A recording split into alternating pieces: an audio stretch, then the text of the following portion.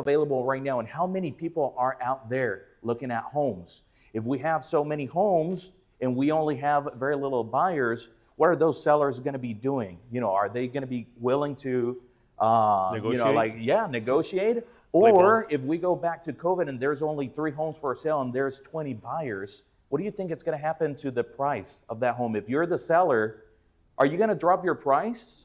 Or are you going to be like, hey, come on, guys, the 20 of you guys, whoever wants it the most, bring in your best. And back, who bought a house during COVID?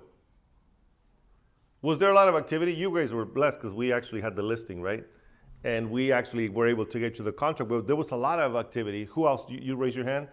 Did you guys have to pay more? It was horrible. So tell me a little bit about your situation. Let me see who's got the mic. They got the mic up there. There you Okay. go. So how was it? Like, did you guys have to compete with other buyers? We did have to compete with other buyers for other homes. Thankfully not the one we got, but we did have to pay a higher point. And it was kind of sad to see that when we first started looking, the house that we did buy was about $100,000 less. Tell me more about that. Well, when I look back at the home prices when we first started searching, on average, they were, 50, 60, 80 grand less. In a span of 6 months, it was almost 100 or 100 grand more.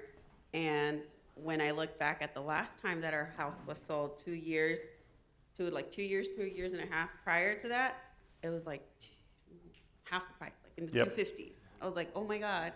Why did you wait after the 6 months?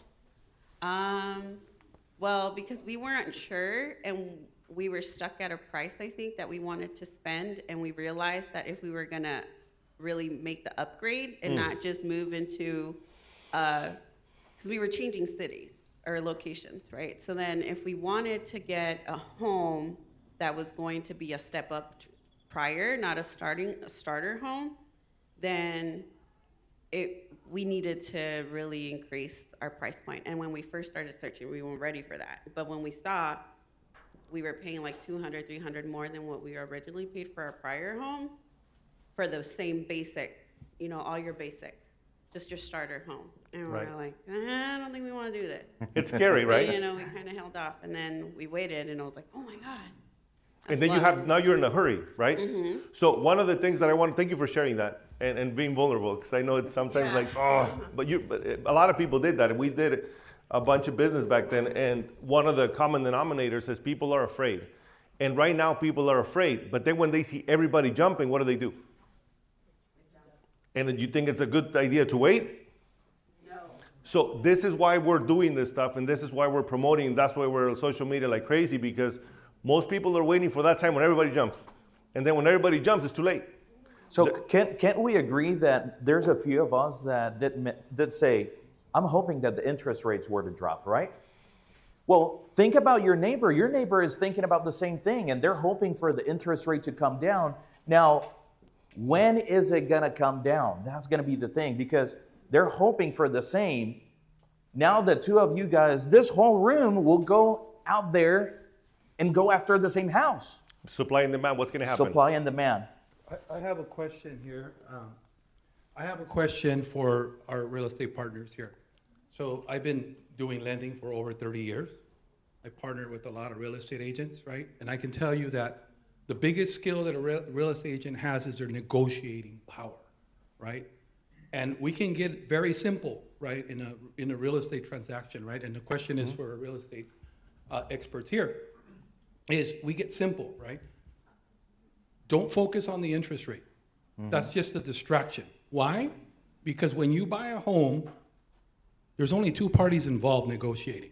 That's a seller and a buyer, right? So as a buyer, right, the question that you ask yourself as a buyer is, in any negotiation, do I want more leverage, more control, or less control?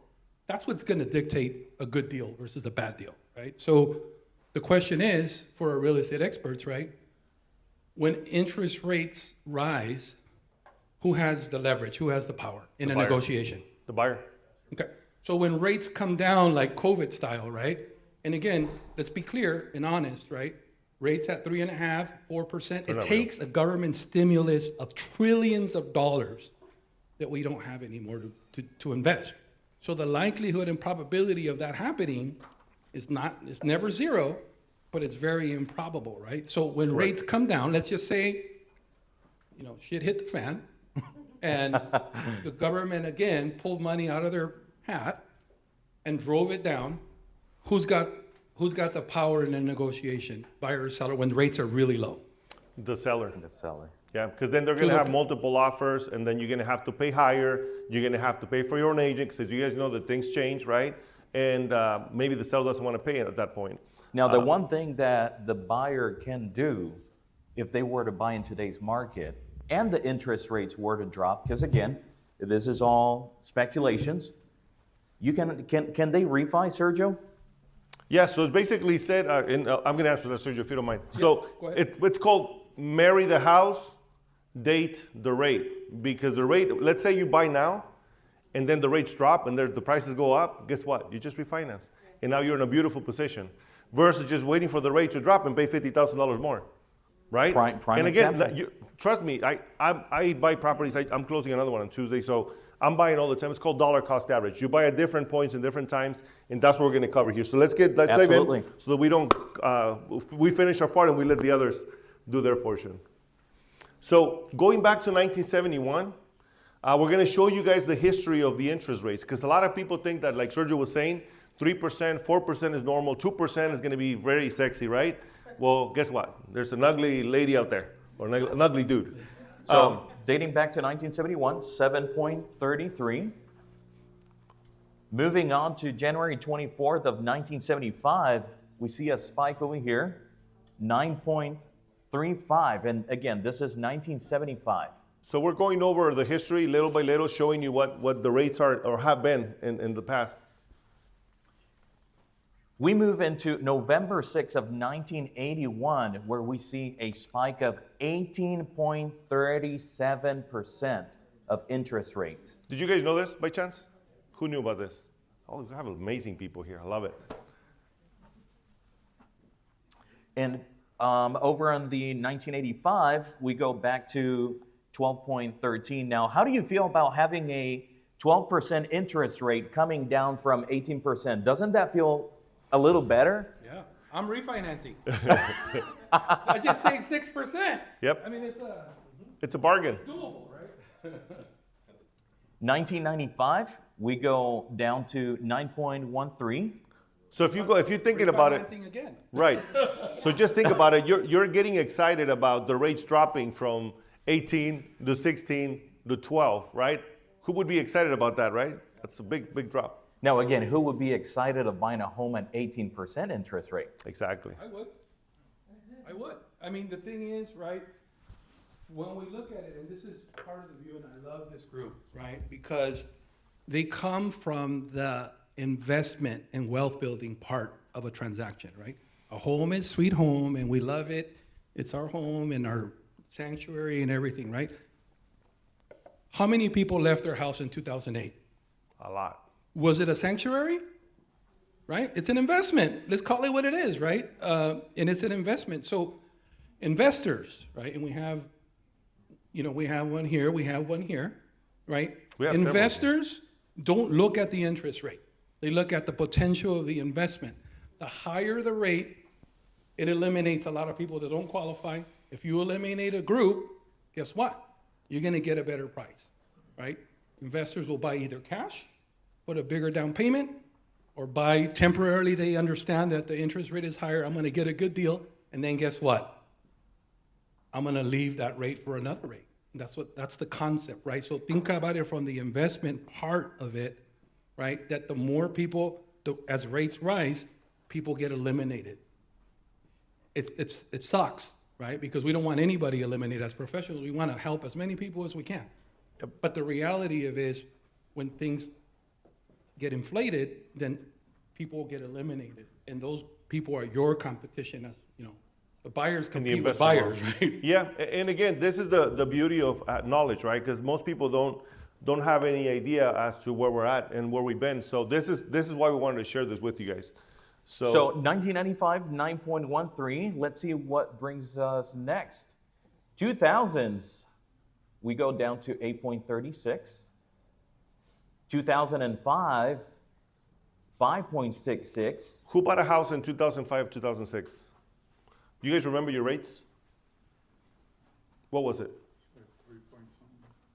And that was you were very, very blessed because I think back then the rates were in the sixes. What did you get, Mr.? Just about 6%? Oh, he was the military, so he's got an advantage. Love it. Anybody else? Thank you for your service, by the way. Thank you. Yes, sir. No? Okay, so I purchased my first home at an 8 and a 6%. Back then they had an 80-20 loan, which you come in with zero money down, right? And everybody you could fog a mirror and you qualify. So that's why after that, Iron, the next slide is 2010. 2010, the market was already going downhill, right? So the government was like, okay, we need to do something to get properties sold. And I'm gonna just share one tip right now. One of the things from that I remember from back then, the inventory was 65,000 homes on the market. Right now it's about 21,000 in general, but back then it was 65,000, so there was no homes being sold. You could show 1,000 homes and people would be like, oh, let me think about it. You know? There was so many, and the cheapest home I sold was $15,000, and the cheapest lot was $8,000. So just to give you guys perspective of how cheap things were. I think another factor was that a lot of people couldn't buy because they left or lost their homes to foreclosures in 2008, 2009. Yes, and a lot of people, like I can give you my example. I was employed, right? And I was able to make my payment.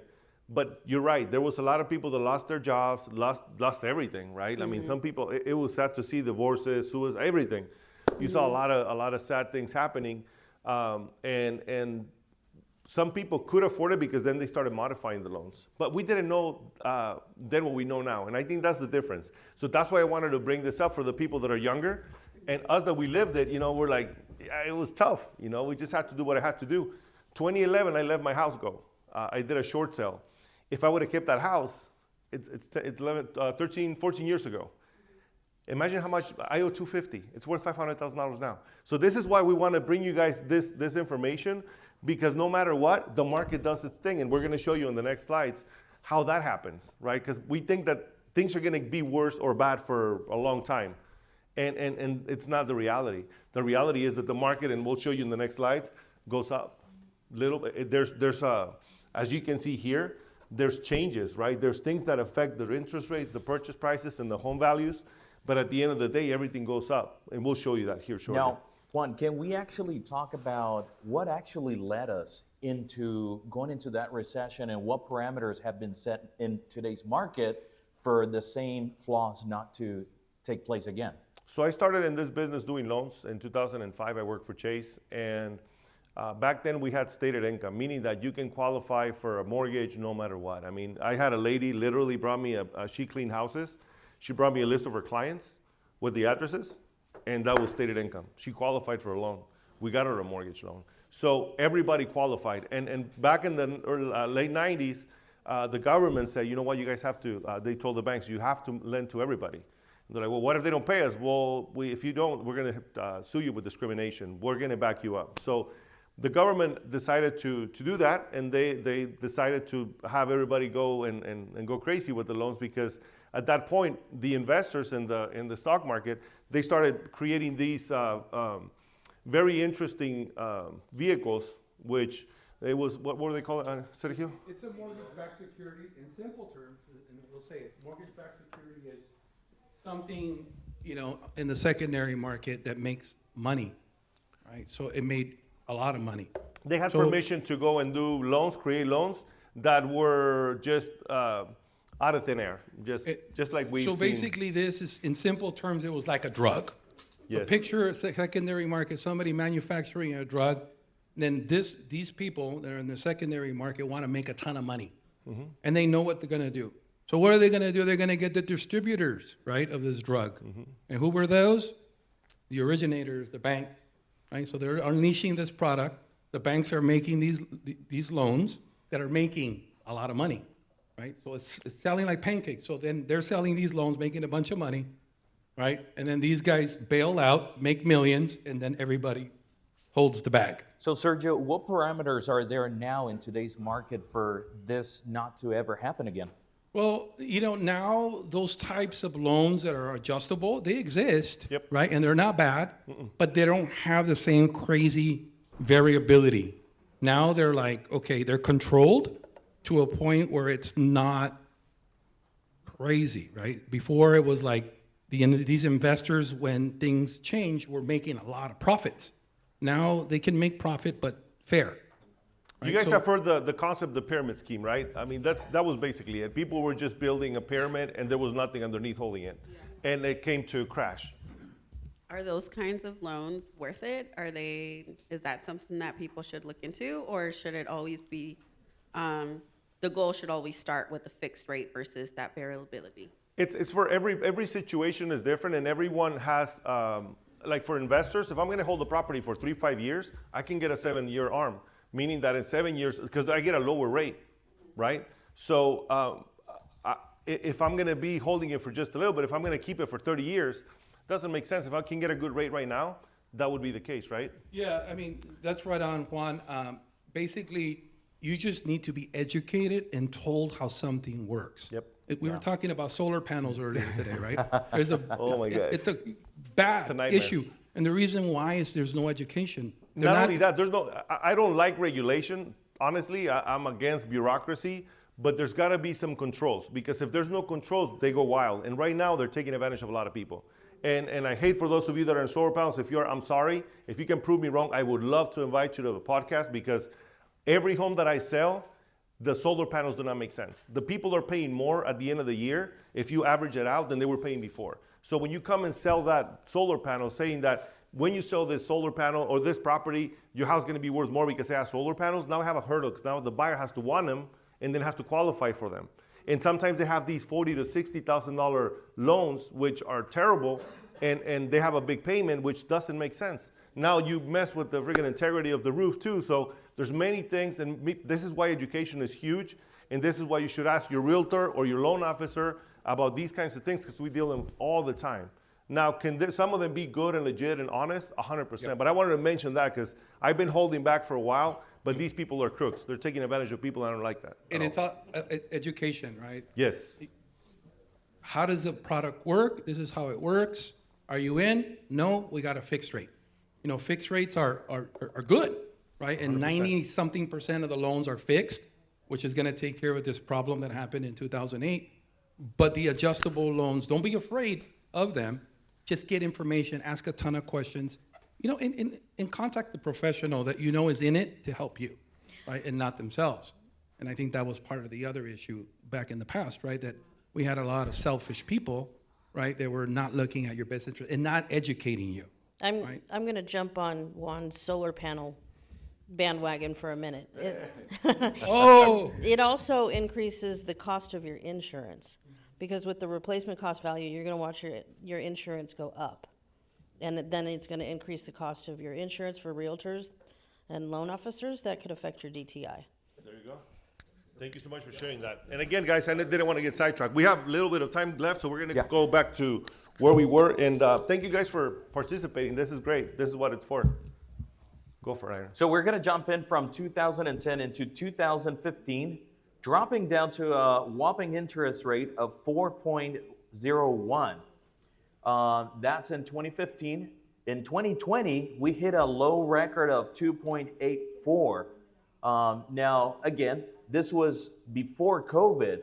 That was during COVID. Actually, During COVID. So right now, what you're seeing is COVID happened, drop the rates because the market's going to crash, and let's just keep people buying homes.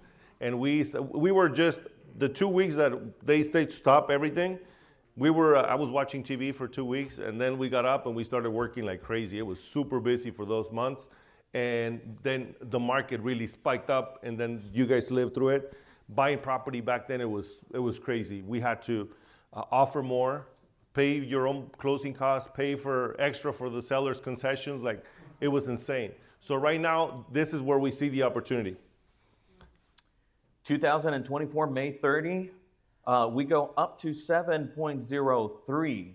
And at that point, that's when things slow down, right? So this is when the government put the brakes on the rates, and then the sales started to drop. And some of you guys that bought 2022, your property value is probably barely getting there, right? Which again, at the end of the day, you used to live in your house, it's your home. It is an investment in the long run, but you need a place to live, and it's better to pay your own mortgage than pay somebody else's mortgage. Absolutely. What do you think about the rates now? We've already kind of addressed that on the group. We have some that are, that we think that the interest rates are really high. A lot of us are hoping that the interest rates will continue to drop. So what do you guys think about the rates now? Do you guys think they're good or they're high? Did this change your mind a little bit? Yeah. For those that you thought that was high? I think they're intimidating for a lot of people. Because for a lot of years, they were really low. And to see it double, and then the house values are so high as well. So then you're getting smaller homes for more than 400 something thousand. And before, you're not, as buyers, you're not seeing that return, or you're seeing that now I have to pay way more for this house, the interest is higher, and I'm getting a smaller home. Well, here, let me challenge you with that. Helen, do you want to grab the microphone? I'm going to challenge you in those people that are waiting. So is waiting a good strategy? Probably not, because it's going to continue to happen. So, and this is the important part, right? Like, because we don't realize that we're like, well, the rates are high, the prices are high, I'm going to keep renting. Well, does anybody here rent by chance? Has your rent gone up in the last year? I just started renting. Oh, you just started renting? Yeah, I was thinking about buying a house because I'm looking at like these rent prices right now, and it's like it's just going up and up. So it's like there's no point to keep on paying it. So when you have a mortgage, the beautiful thing is it's fixed for 30 years, guys. There doesn't get any better than that. And Sergio mentions this. I like this analogy. He says, okay, Iron, I'm going to be your business partner. Okay. All right, let's go. You own a dealership. I'm going to just make up a business. Nice. And I'm going to say, Iron, I'm going to give you 3.5%. You put 96.5% down, and we'll be partners, and I'll keep the equity. Is that cool? Not so sure about that. Okay. Well, just think about it. When you go buy a house, what does the bank do? They lend you 96.5%. Sometimes we deliver keys, and let's deliver keys to a client with $600. $600, and the bank's your partner. Now you just make the mortgage payments. And a few years later, we had a client recently sold their home, $250,000 later in 6 years, 7 years. Is there anything wrong with that? After your $600 turned into $250,000. And this is what people don't realize, that those programs are disappearing. We've been hammering in, let's go, come on, get in there. They've been waiting. Those programs are going away.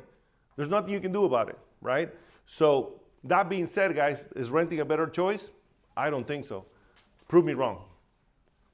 Anyway. Especially when you look at comparables. I mean, what you're paying for mortgage, what's going to happen with that rent? Is it going to go down next year, or do you think it's going to go up? More than likely, it's going to go up. Do you think that landlord is going to want to charge more? What's going to happen with the plumber that is going to come and fix? Is he going to charge more? Is he going to charge less?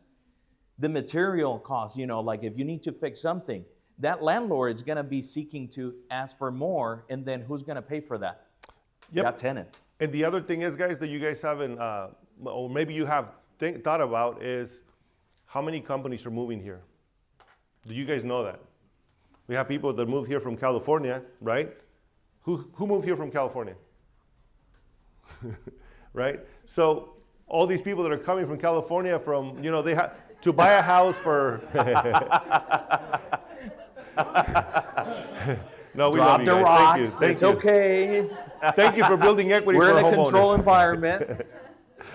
So my point with that is, guys, as things change, and we're going to see that here shortly, there's going to be less inventory, and the property values are going to go up. So the strategy of waiting is going to cost you even more. So we don't want to see that.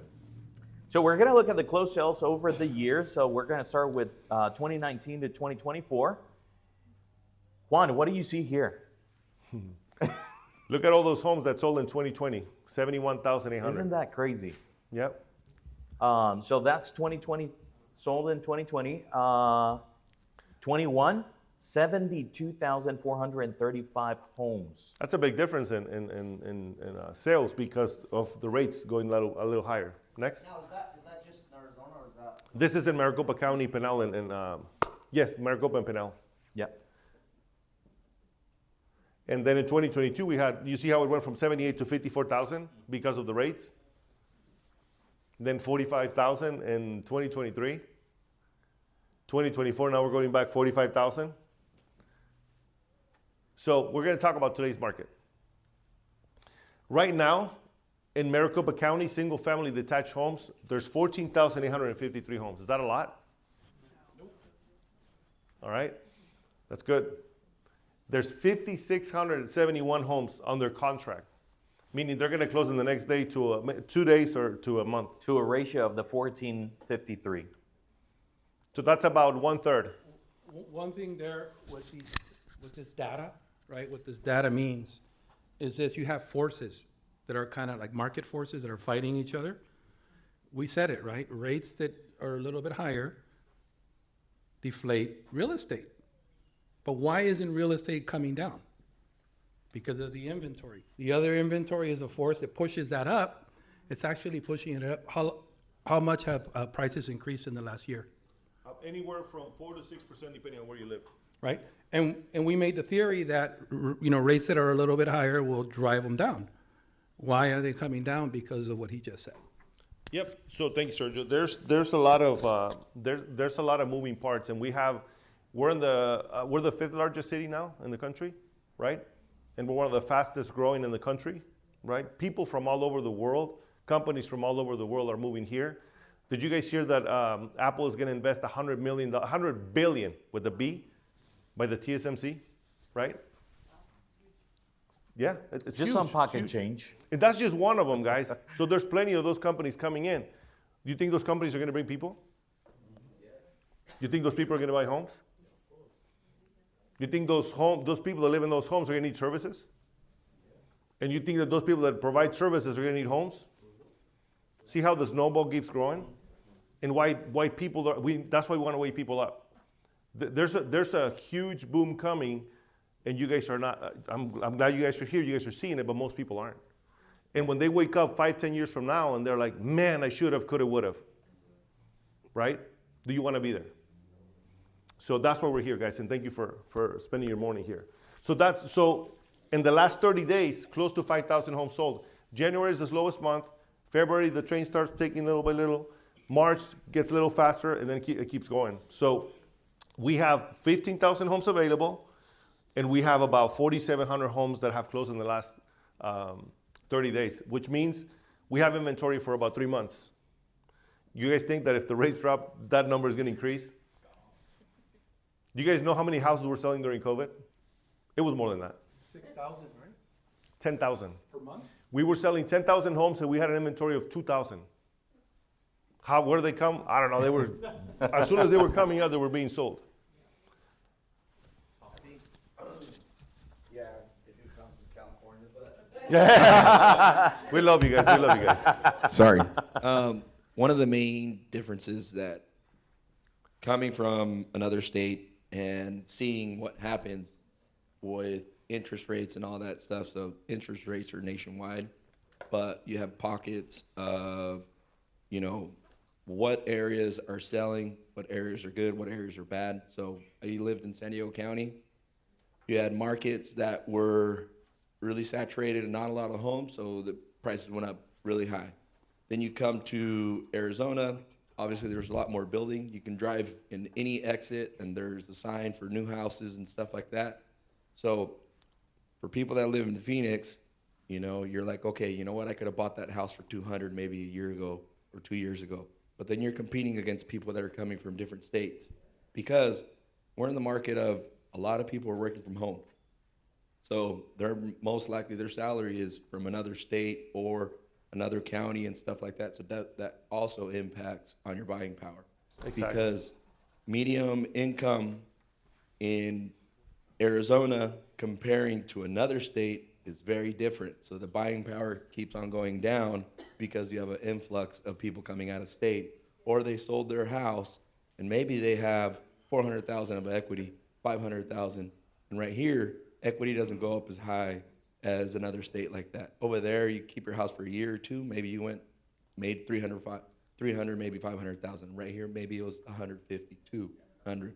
So keep that in mind. You're not just competing with people that are locally right here. There's going to be somebody like, hey, in 5 years, they're going to do $100 billion of investment. And you can look in the news, you can look in anywhere you want, but there's a lot of investment coming around these areas, a lot of construction. So you're going to be competing with all those people outside of the state, not just inside of the state. And that capital is totally different than what people are making here. That's cool. Thank you for sharing that, because a lot of people are coming in making really, really good money, and like he said, with a lot of equity.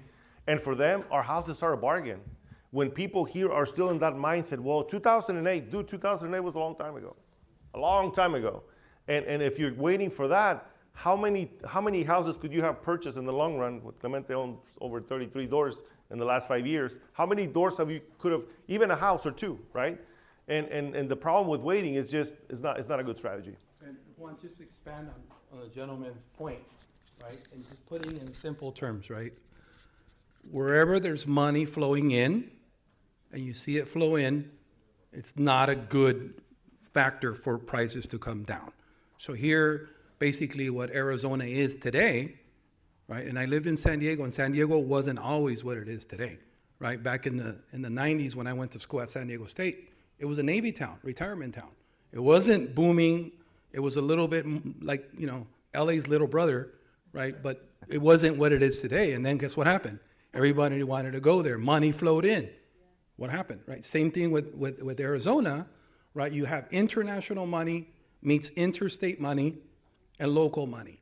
Right. What happens, right? It's not a driver for real estate to come down. It's not a good equation for those waiting, so. So, based on this information, can I see a show of hands?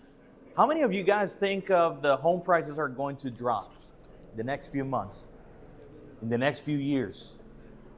Any hands? Any takers? No? This is based on the history of, what do we call it? So this is the history of home prices throughout the years since the 50s. So if you see this line, even though it has these little up and downs, it always goes up. What is it? The market is cyclical? It's cyclical. You can see it, and go ahead and go to the next slide. Oh, like that, we had the other one. So basically, all these little cracks you see here, there were some drops, but at the end of the day, the prices always go up. And one of the other things that I want to leave you guys with is, think about the fact that every single month you make a payment, you owe less, right? Because people are waiting for the prices to drop. Well, just do the math how much you're paying in rent. And again, simultaneously, it should be going up in value as well. 100%. So you're doing this number, you're buying down your home, and the value of your home, it's also going up, which that doesn't happen with rent. You never get anything back from renting a home. 100%. Awesome, guys. Any questions before we move on to the next speaker? Oh, go ahead. We just did our taxes yesterday. The other thing too with renting is that, you're not being able to deduct The interest? the interest off your taxable income. And so at least you have that. Yeah, you don't like paying high interest rates, but at least you're getting, it gets mitigated somewhat by the lowering your taxable income. So And this is one of the biggest things, thank you, Pastor, for saying that, because one of the things that people don't realize is when you own your home, the interest is deductible. Now, when you own a second property, that's when things get interesting. We're going to talk about that with Clemente. It's beautiful. I love it. We're going to go to the next Awesome. speaker. So we have all of that good information, contact information right there. It's myself, and then now we're actually going to introduce Clemente Heredia. Is that correct? Is that how I said it? Yes. Before we do that, let's go ahead and take a 2-minute break. Restrooms are going to be located right out here. Serve yourself some coffee, some of those amazing treats, and we have a timer right now, 2 minutes. Hello, hello. Bueno.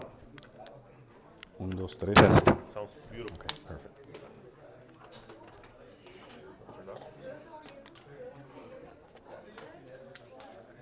Do you guys want me to manage the slides? Is it on? Talk to me.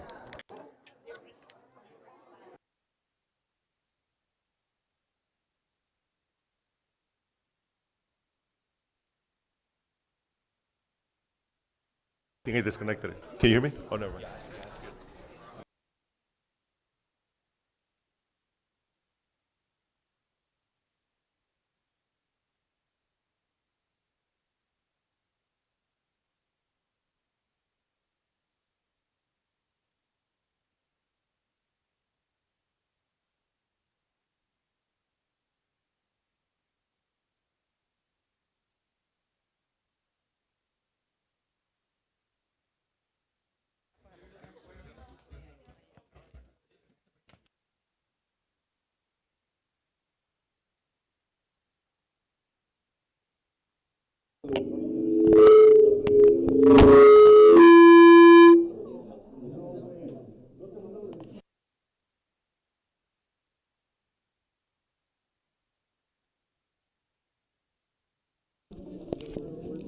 ¿Quitamos estos o no?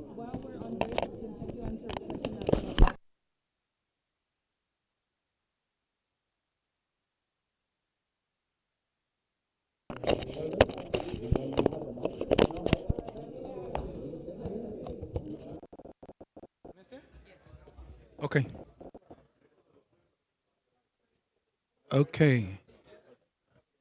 All right. Can I see the question or hear it?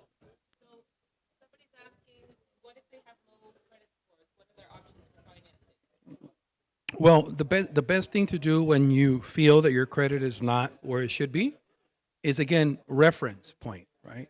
So when you do an application, you can, reach out to us. We can, they can connect you with me.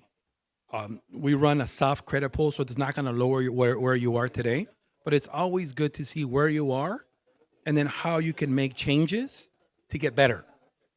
Right? And sometimes I've seen it where I've seen the situation where a client might think that their credit is low and it's good enough, right?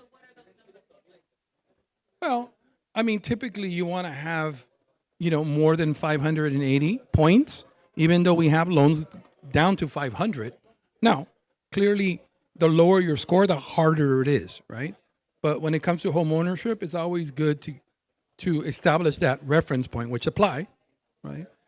And then part of our job is to guide you and give you recommendations on what to do to get to that proper point as soon as possible, right?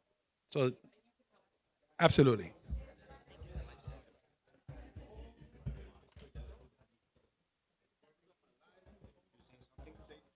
We're gonna start getting people back over here.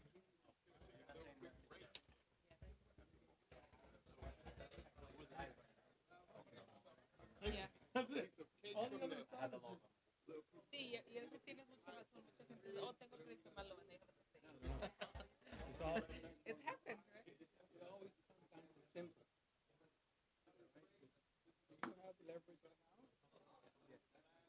What's the answer?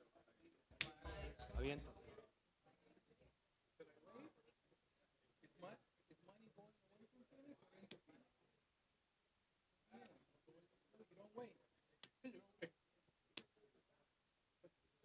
San Diego was like that. It was a sleepy Navy retirement town until somebody woke it up. Yeah. Wake up, San Diego. ¿Sí o no?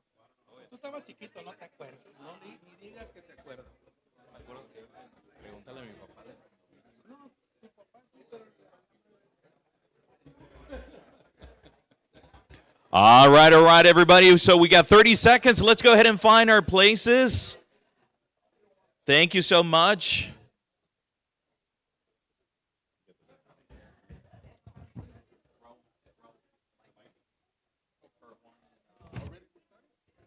Yeah, so I'm just gonna quick introduce him, and then they're gonna dive in.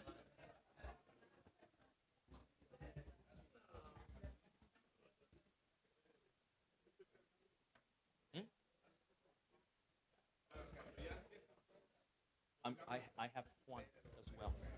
Yeah.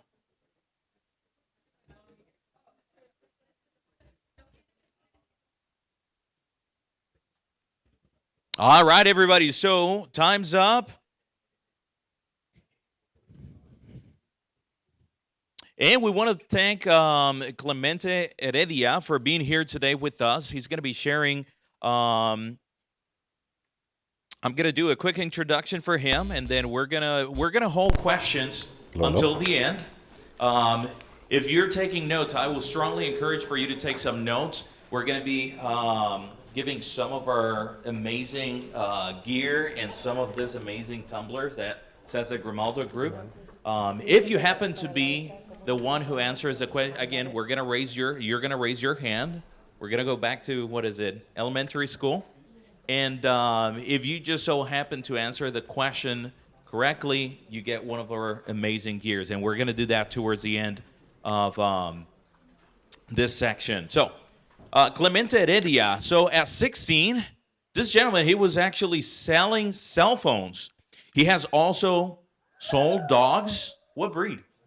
I used to sell dogs. I used to actually bring dogs from Mexico. I've always been very entrepreneurial. It's not the best, business I've been in, but yeah, I've tried everything now. Wow. So I used to bring dogs from Mexico. First, I started selling cell phones. Then I started selling dogs. And then I started, preparing taxes. So I've done a little bit of everything. I I've see been in, that, yeah. doing all kinds of stuff. And then somehow, by all the moon and the light Ended up and in real everything, and you end up in real estate somehow. You're also going to be sharing the ups and downs from dealing with tenants, and including losing a home to a fire because of not having proper insurance. That's going to be That's something right. you're going to Okay. be sharing.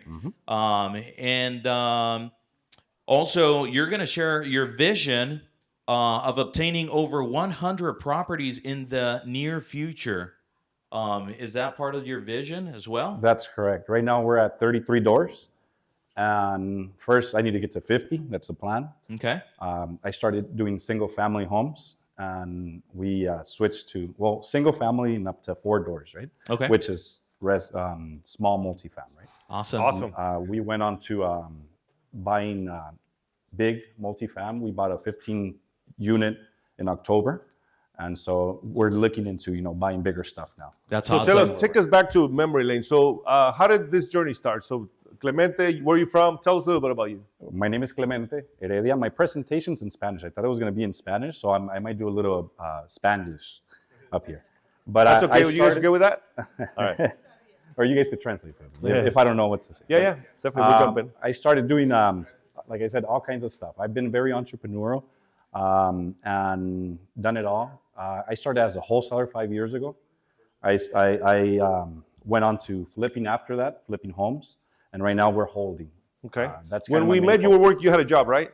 I did. Yeah, Okay. yeah. It was about 2012. it's been a while, right? It was a 14, long 15 time years? ago. Yeah. Yeah, I was at Century Link. at the Yes. time. That's probably my only 9 to 5 that I had. Wow. And I was there for a bit, just literally dreaming while I was, Can you hear me? Yeah, I can. Yeah, sí me escuchan. Sí. 2? All right, so I was at Century Link, literally just dreaming. I didn't used to focus really good. I've always had like ADHD, just too much going on. So I got to share something about that. Let's have a tell seat me. real quick. Uh-huh. So ADHD, who here is familiar with that? Is any one of you guys ADHD? Well, just so you guys know, it's actually we're in a good spot because Thank you, sir. what I recently learned from what's that? It's good to have it because most people that have ADHD do crazy things, right? Like good things, because we don't sit still. So having ADHD, you're gonna see a lot of us that are like that. Like we're all over the place, and we can't sit still. Like I have so much going on, I can go for hours. But so you have ADHD, and that was. Well, I've never been diagnosed, right, as ADHD, but We it was diagnosed obvious it, when so. I was little. It was just, I was all over the place. But yeah, when I used to work, my 9 to 5, I was just literally just thinking, dreaming, I could do this, I could do that. And I bought my first home when I was 20, there working at Century Link. And that just, it was a game changer after that. I saw how easy it was to buy a home. I literally went on during my lunch break to Wells Fargo. And I asked him, hey, what's needed to buy a home? And he sat me, the lender sat me down. He pulled my credit, did everything right away. And I ended up, getting pre-approved by him. Went out, bought my first home, bought my next home, when I was 21. And I think I bought another one like at 23. And then I stopped because I started doing all kinds of other businesses, right, in the process. So you owned 2 homes by the time you were 23. 3. 3 homes. Yeah. And nobody taught you about it. You just realized It was that just me easy trying to figure out. Yeah, I used to sit as a single dad. When I became a dad at 17, 18.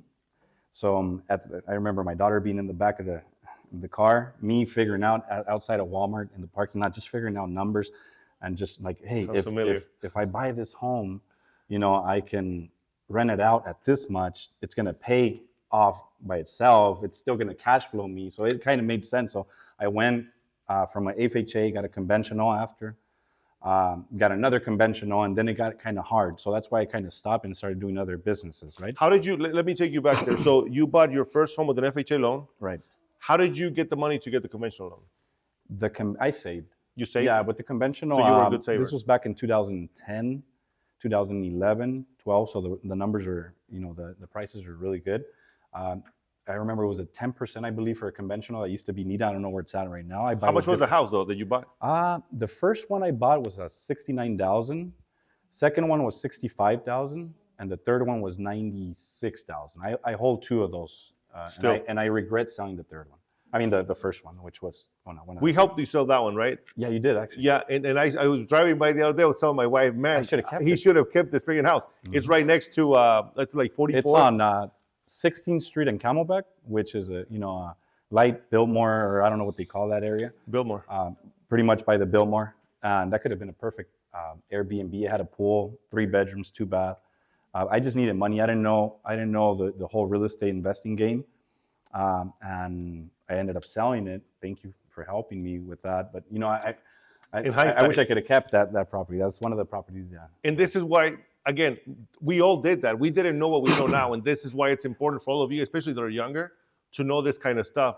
I say don't ever sell any real estate, right? And I think that's what we're going to segue into. But so you had 3 homes, and then you started doing other Then stuff. I just started doing all kinds of other business. I remember I opened up an income tax office. I had that for 3 years, ended up selling my portfolio, my client portfolio.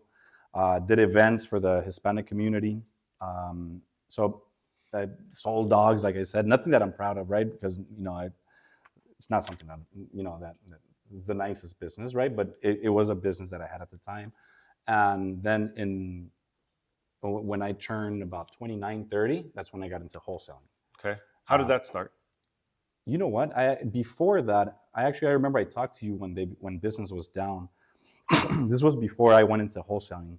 I remember I told you, hey, Juan, business is down. What do you recommend? And I remember him telling me, get your license, get your real estate license. And I went to Arizona School of Real Estate, tried to get my license.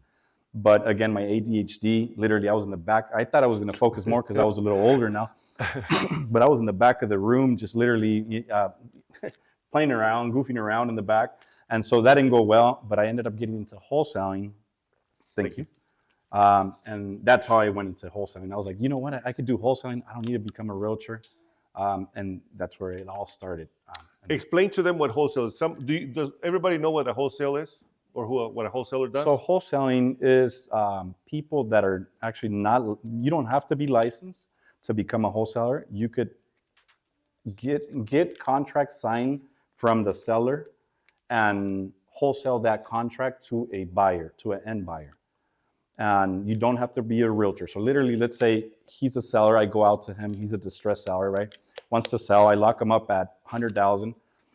I come and sell the contract to Juan at 120 and make the difference, make the assignment, which is a $20,000 difference, right? That's kind of how wholesaling works. It is a thing. It's a good business. The only thing is this, I started, I think from wholesaling, it was a good entry to my career. And then, I just went on with other stuff after that. Okay. How long did you do wholesale for? I did wholesaling. I actually, I'll still wholesale here and there whenever I get a deal from someone that wants to sell that I don't, want to keep. So I have buyers out there also that I can always, bring my deal to. They'll check it out. They're investors, and they some of them might be interested in buying, and I'll wholesale here and there. But I don't have a team. I used to have a team with 15 people on the phones. I'm sure you guys probably have been called. Hey, this is John. John, just giving you a call to see if you're interested in selling your property at 13th Street. That's kind of what wholesaling is. They lock up those contracts and go sell them to. They're supposed to be, the buyers, but sometimes they're not, and so they'll go and sell the contract to an end buyer. That's what wholesaling is, and that's where I started. Okay. So, but how long did you do it for? Like I said, I still do it here and there, but I did it with my team that I had on the phones for about, I would say, 2 years. Right. Okay. Because then you segue into a different. Flipping. I went into flipping after that. So Okay. I started seeing some of those deals kind of made sense to keep instead of selling them to the investors. I started making contacts with the hard money people, the lending side. So I started keeping some of those deals instead of selling them to the investor. I was like, you know what, this deal makes sense. Started figuring out the numbers and started flipping. That's where, 2 years into the business, that's where I started flipping them. Okay. So who in here has done flips? Veronica? Veronica, her flips and her bills are You're beautiful. doing man. great work. So who here wants to do flips? All right. Sounds very sexy, right? So tell me, so you did flips for how long? I'll still do a flip here and there, but it's not my focus. My Okay. focus is mainly holding stuff, keeping Okay. the properties. Now, going back to, so you went from wholesaling to flipping. Why did you decide, because you still do wholesale, you still do flipping. Why did you segue into the next step? From flipping to holding. Uh-huh. Here's the thing with flipping, it's a beautiful business, but you flip a home, you'll make 50, 60, 70 grand, maybe 100 or even a little more, right? But you'll waste that money, And I started seeing like, okay, if I get 100K off of this home, which is a beautiful flip, right? That's nice numbers. You end up wasting that money. And so I was like, if I started learning about DSCRs actually. They were talking about the DSCR loans. Yep. They're beautiful loans that I actually use, and when I found out about them, I got on it and I still do it. So I started figuring the lending side of it and keeping the properties. That's kind of where where I was like, you know what? Instead of me wasting my 100K or 80K from the flip, I'd rather keep the property, because if I buy it right, I can cash flow from the deal. The property not only cash flows, but it appreciates. And not only it appreciates, I can cash out my money that I went into, buying the home, which is a down payment and the rehab. So on some of these deals, I cash out whatever I'm going in with, which is a down payment, the rehab. It's appreciating and it's cash flowing. So it's a no-brainer for me to keep. I can make the same on some of these deals. I make the same money that if I was flipping, and I keep the asset. So one of the, this is why I love keeping the houses, but the reason, let's go back to wasting your money. What do you mean by that? Well, money. There's a saying in Spanish that says que el dinero tiene pies y, Money has y feet. corre. And Money runs. has feet, and it, it's just a matter of time. If something coming up, or your family member needing some money or whatever, and I'll waste the money. And so I was like, I'd rather invest it into a property that's the assets there. It's protected a lot more, than me having money in the bank. Yep. And the money grows on it by its own. So I think one of the key points here that I can see you were taking advantages, instead of taking that money and wasting it, you were getting that money and reinvesting it. 100%. Okay. Yeah, I So don't want to keep guide it us for too through that. long. So, Okay. So whenever let's say I get a deal, some of these deals I buy from wholesalers, they're mainly distressed properties that I buy that the numbers have to make sense for me to be able to keep, right? So I buy the deal. I do the BRRRR strategy. I'm not sure if you guys are familiar with the BRRRR strategy. You guys know what that is? I can explain it. It's BRRRR. Buy, rehab, rent, refi, and then repeat. You repeat with another property. You don't want to waste that money that you get from that property. You want to repeat it. You of course, you're going to use some of the money, right? Of course. But you want to put that money back into the investment, into the business, right? And that's kind of what I've been doing with these DSCRs. B, and it's 4 R's. So it's buy, rehab, rent, refi, and repeat. Beautiful.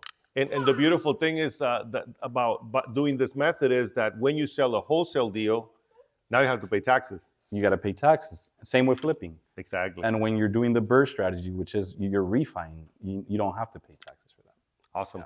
So this is the beauty of it, because a lot of times people get excited about making that kind of money. Andres has a question. Where's the microphone? Is that you make all this money, you're going to burn it, and then you're going to have to pay taxes on it. You're like, oh man. And you have to be careful because, if you do good during a year where you do a lot of wholesale deals, at the end of the year, you got to pay all that money, the taxes, and that's where like, Did you go did through it that? really make sense? Did Yeah. that happen Oh, to yeah. you? Oh yeah. Tell I'm us still- more. These are good experiences because we want people to learn from them, right? Because tell us what Well, I happened. still have some of the taxes being taken care of because of, I had 15 guys on the phone. So we did decent numbers with the wholesaling side and literally, still taking care of some of those. How much we ask you how much you made that year? I don't have the exact numbers, but I made over $1 million with wholesaling. Okay, so you had to pay how much in taxes? I don't have the exact numbers, but I still have to. I'm still paying. You're still payments on it. paying for it. So this is I'm leveraging the money. It's not Exactly. that much, but I'm still making payments. Yeah. I'd rather put it back into real estate, but everyone's different. No, but this is why I wanted to have you here because it's important. Most people get excited about flipping and it's cool to build and sell the houses, but you want to reinvest your money. One thing that I said the other day, I was speaking at a panel, is I'm always broke. Because all your money's invested. I put it into more properties. Me too. Because if I have it, I'm going to burn it. So I go and buy another house. Those who know me know that I'm buying a bunch of houses right now, and we just closed on 3 lots, and Nice. we're building all kinds of stuff, and I'm broke. I don't have any, but it's right there, right? Well, my wife, Michelle, she's always asking me here in the front. She's always asking me, "Hey, can we buy this? Can we buy?" You know what? We're broke. We don't have money. We don't get You go through. and she what my gives me a wife hard goes through. time, but it's just part of business. Like, we have to reinvest. I got an embarrassing story to tell because my house doesn't have blinds. And my wife's like, you know what? Wait. So one of the things that we bought, and my sister-in-law's here, we bought a beautiful dining table that she wanted. It was super expensive. Like, I wouldn't buy it, but it's what she wanted. So I'm like, all right, after we sell this house, you're going to be able to buy your furniture, whatever you want. And she did, but then I didn't put the blinds. They're still not there. Yeah, I think it's a there's very lot of common light. trait with investors or entrepreneurs. Right? Yeah. There's that ADHD again that we're, but sometimes she asks me, "Hey, can we buy this playground for the kids?" I don't got money, and then I go buy a home. No, and that's what she tells me. Like, you don't have any money, you're buying another house. Well, it's another great deal. It's an investment, and it's going to be for a future. Yeah. Oh my gosh! But it's good. Like these conversations are awesome because I don't feel alone, man. I don't think I'm Trust the only me, one. you're not. All right, awesome. I had a So question. you started with 3 homes. Started with How three did the next home come by? So it was after the flipping when I figured out the whole DSCR. That DSCR loan is probably one of the best things that I came across. Oh, I'm sorry. We had a question. My Oh, bad. I was actually Yes, just sir. going to get into that. A lot of people don't know what DSCR is. And then we also had another question of what is refinance? Okay, so DSCR, what is it? He Debt explained it earlier. servicing? Debt service. Debt service coverage ratio. Coverage It's ratio. What pretty it much means? just your rent covering your mortgage and it having a little profit. As long as you can show that the property is profitable and it could, cash flow, those loans are pretty easy. They don't look at your financials. All they look at is your credit. And the reason why they look at your credit is because your interest is, based off of whatever your credit is, right?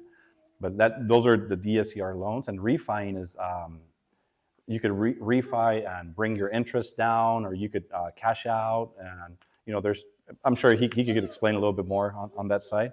But it's pretty much, what I do is I refi out of my hard money. I buy with hard money. I do the whole process that I mentioned before, and then I refi out of that hard money into that DSCR loan. And this is huge. Let me piggyback on that, Andres, and don't lose your question though.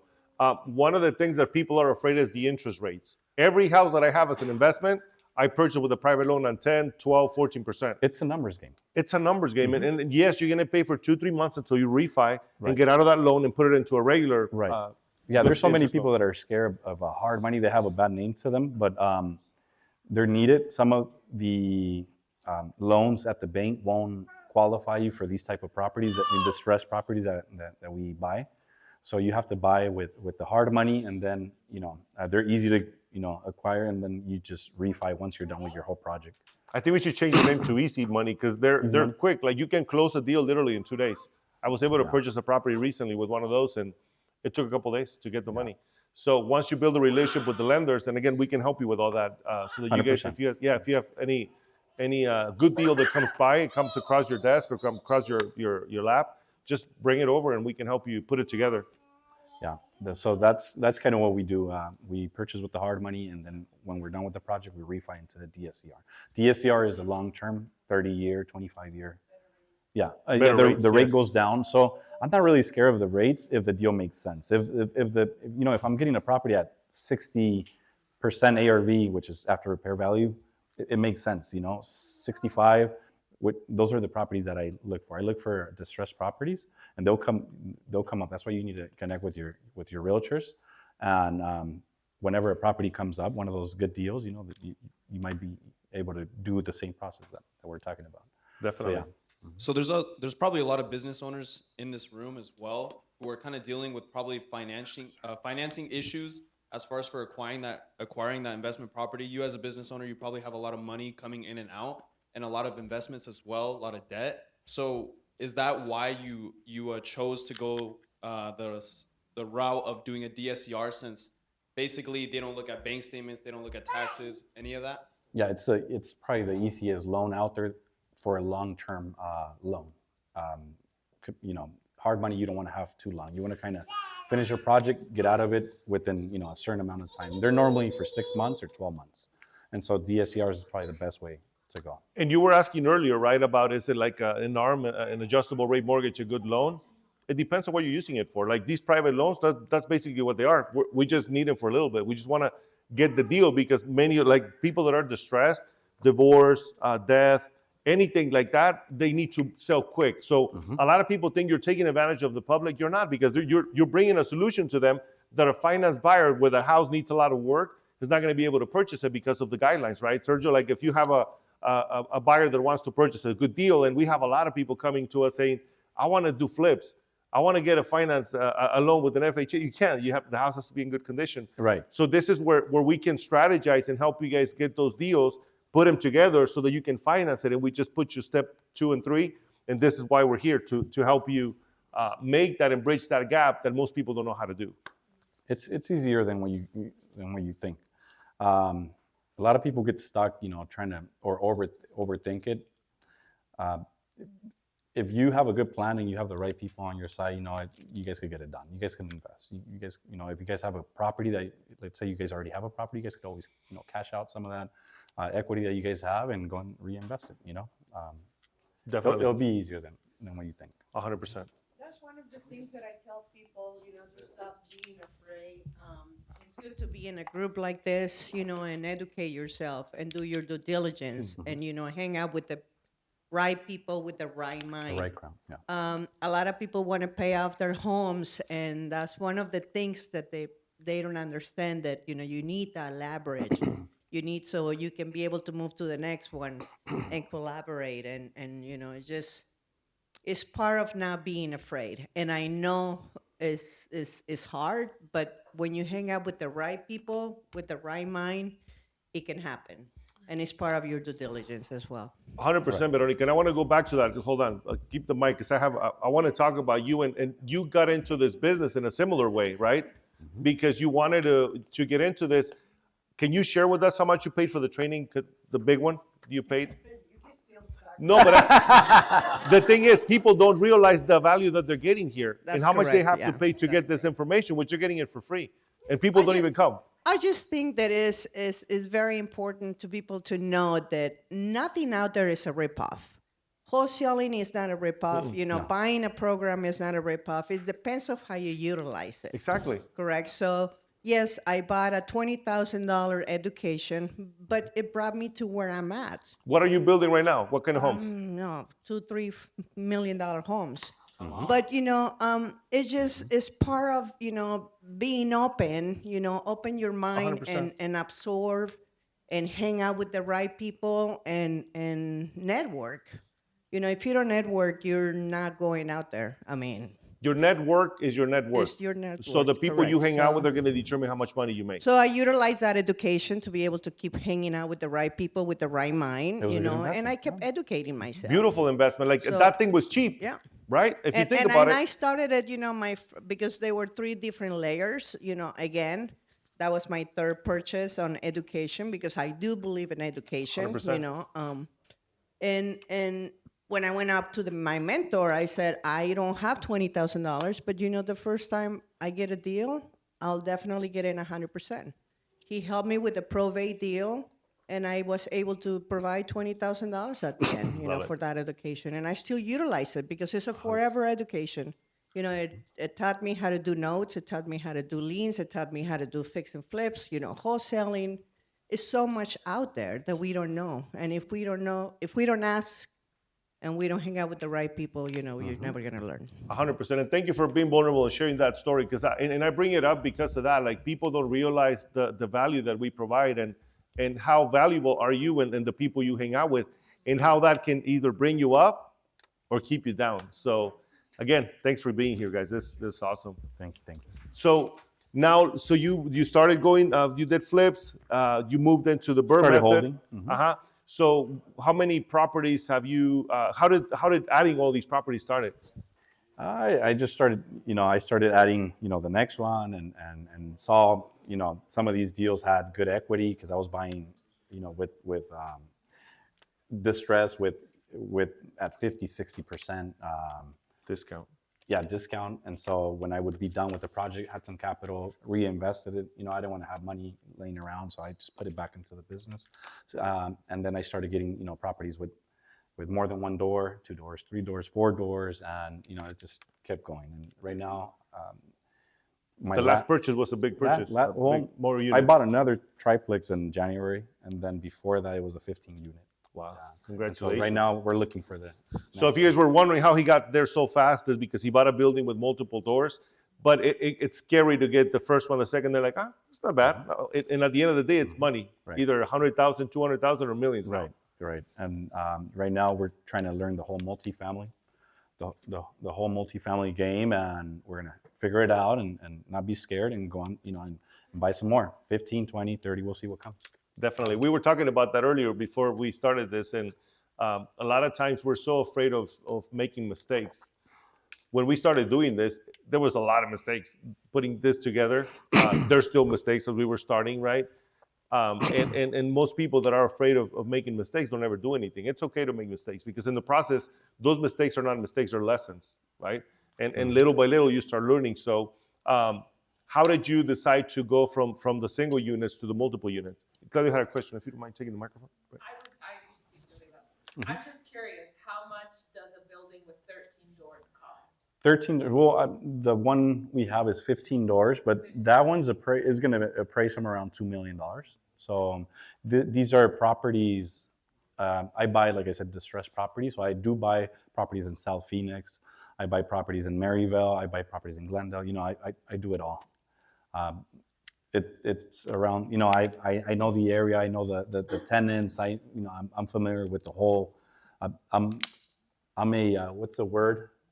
I'm out there doing, literally, doing a lot of the stuff, yeah. But I'm at the point where I have to delegate that. I'm gonna have to get a property manager, and we're in the process of hiring one right now and kind of getting all that figured out. He can help.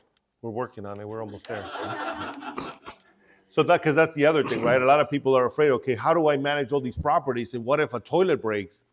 That's the first question. Like, what if a toilet breaks? I'm like, I haven't had a toilet break in the last 5-6 years, so I don't know. I deal with other stuff. Andres. At what time did you? Thank you. At what time did you decided to, when you're going to make it a business? Obviously, you're getting loans from your personal loans, but when you were going to scale it into a business, like how did you went from being personal loans to like business loans for your? I'm pretty sure you have LLC, right? Yeah. So literally, when I went into wholesaling, that's where I decided I'm going to make this a business. I added a team, a whole team, and as we transitioned, from wholesaling to flipping, it was I opened up another LLC for the flipping side, and now we have another LLC, which is the one that owns the properties, and we just manage. I try to manage as much as I can as a business with goals and as best as I can. Yeah, but do you have a coach?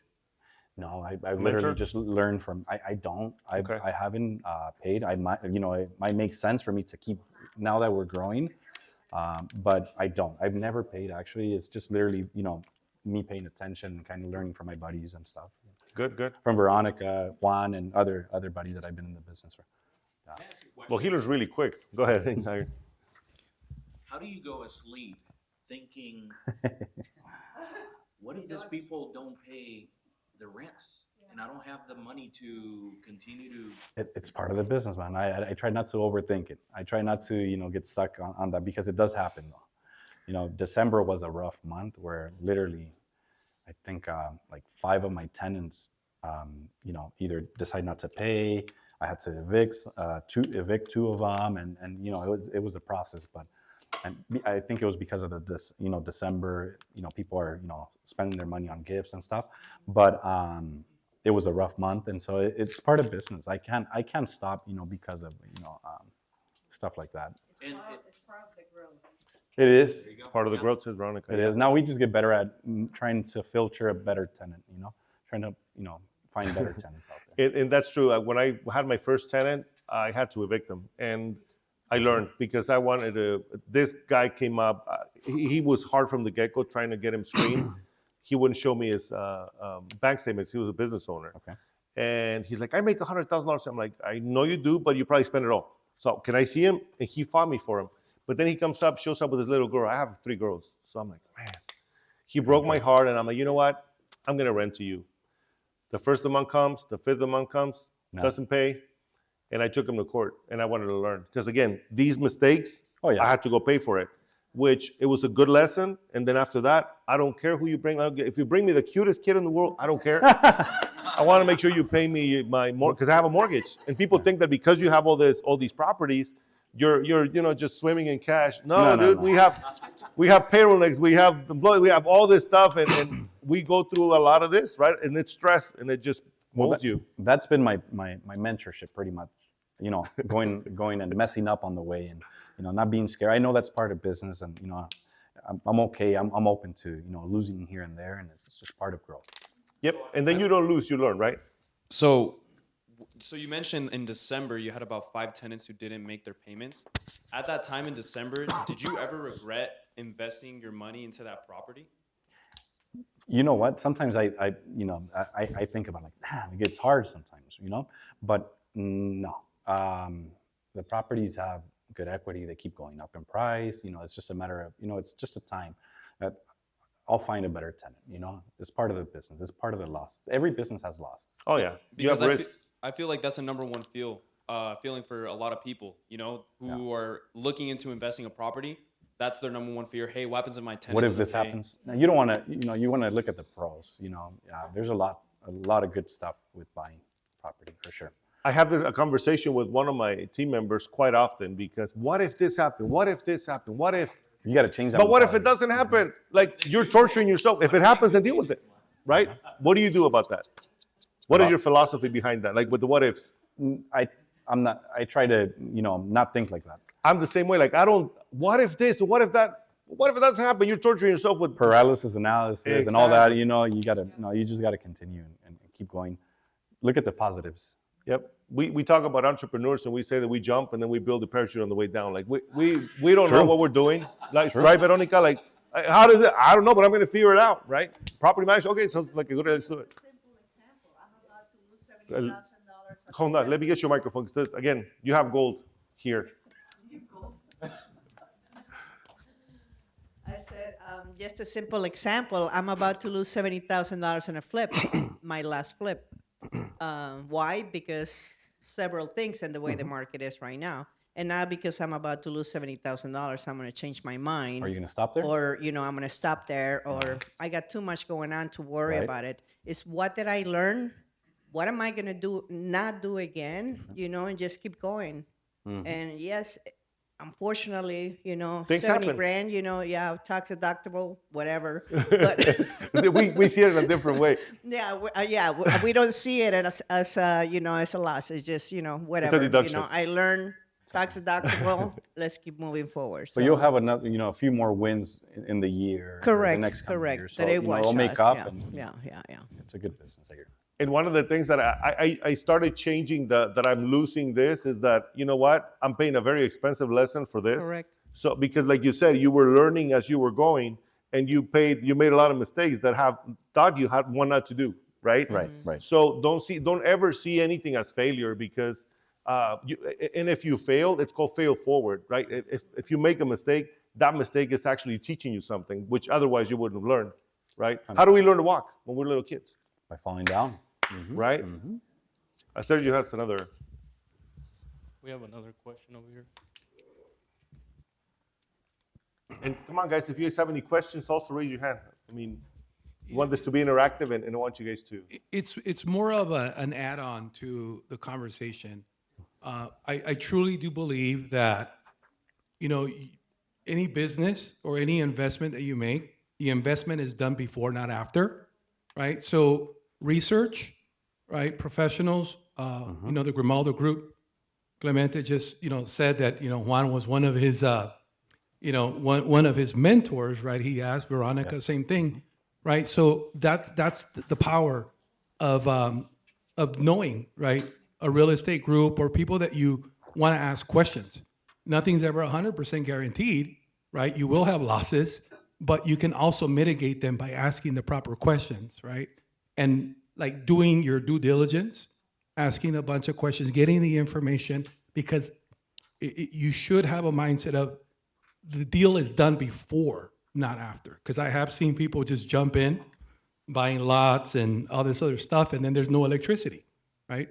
Right. You probably want to research, and again, the answers are always in the building. They're in your network, right? And you heard that word before, right? So asking questions, and you talked about private loans, right? With private loans, it's also very important to, reach out to the network before you get into one of those loans, because again, it's about knowing all the information, knowing how they work, right? Because some of those are, they have things, called balloons that are due in 6 months, a year.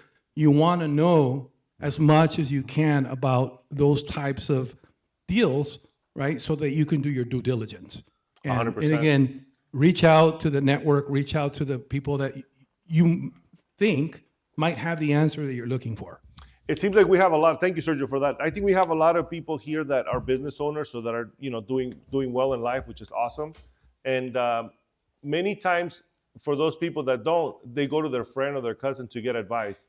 And one of the things that I would share with you guys is, whenever you're going to ask for advice, and I make it this in a very kind of dumb way, if you're going to ask for, if you're going to go to, if you don't feel good, you're not going to go to a priest or a pastor, right?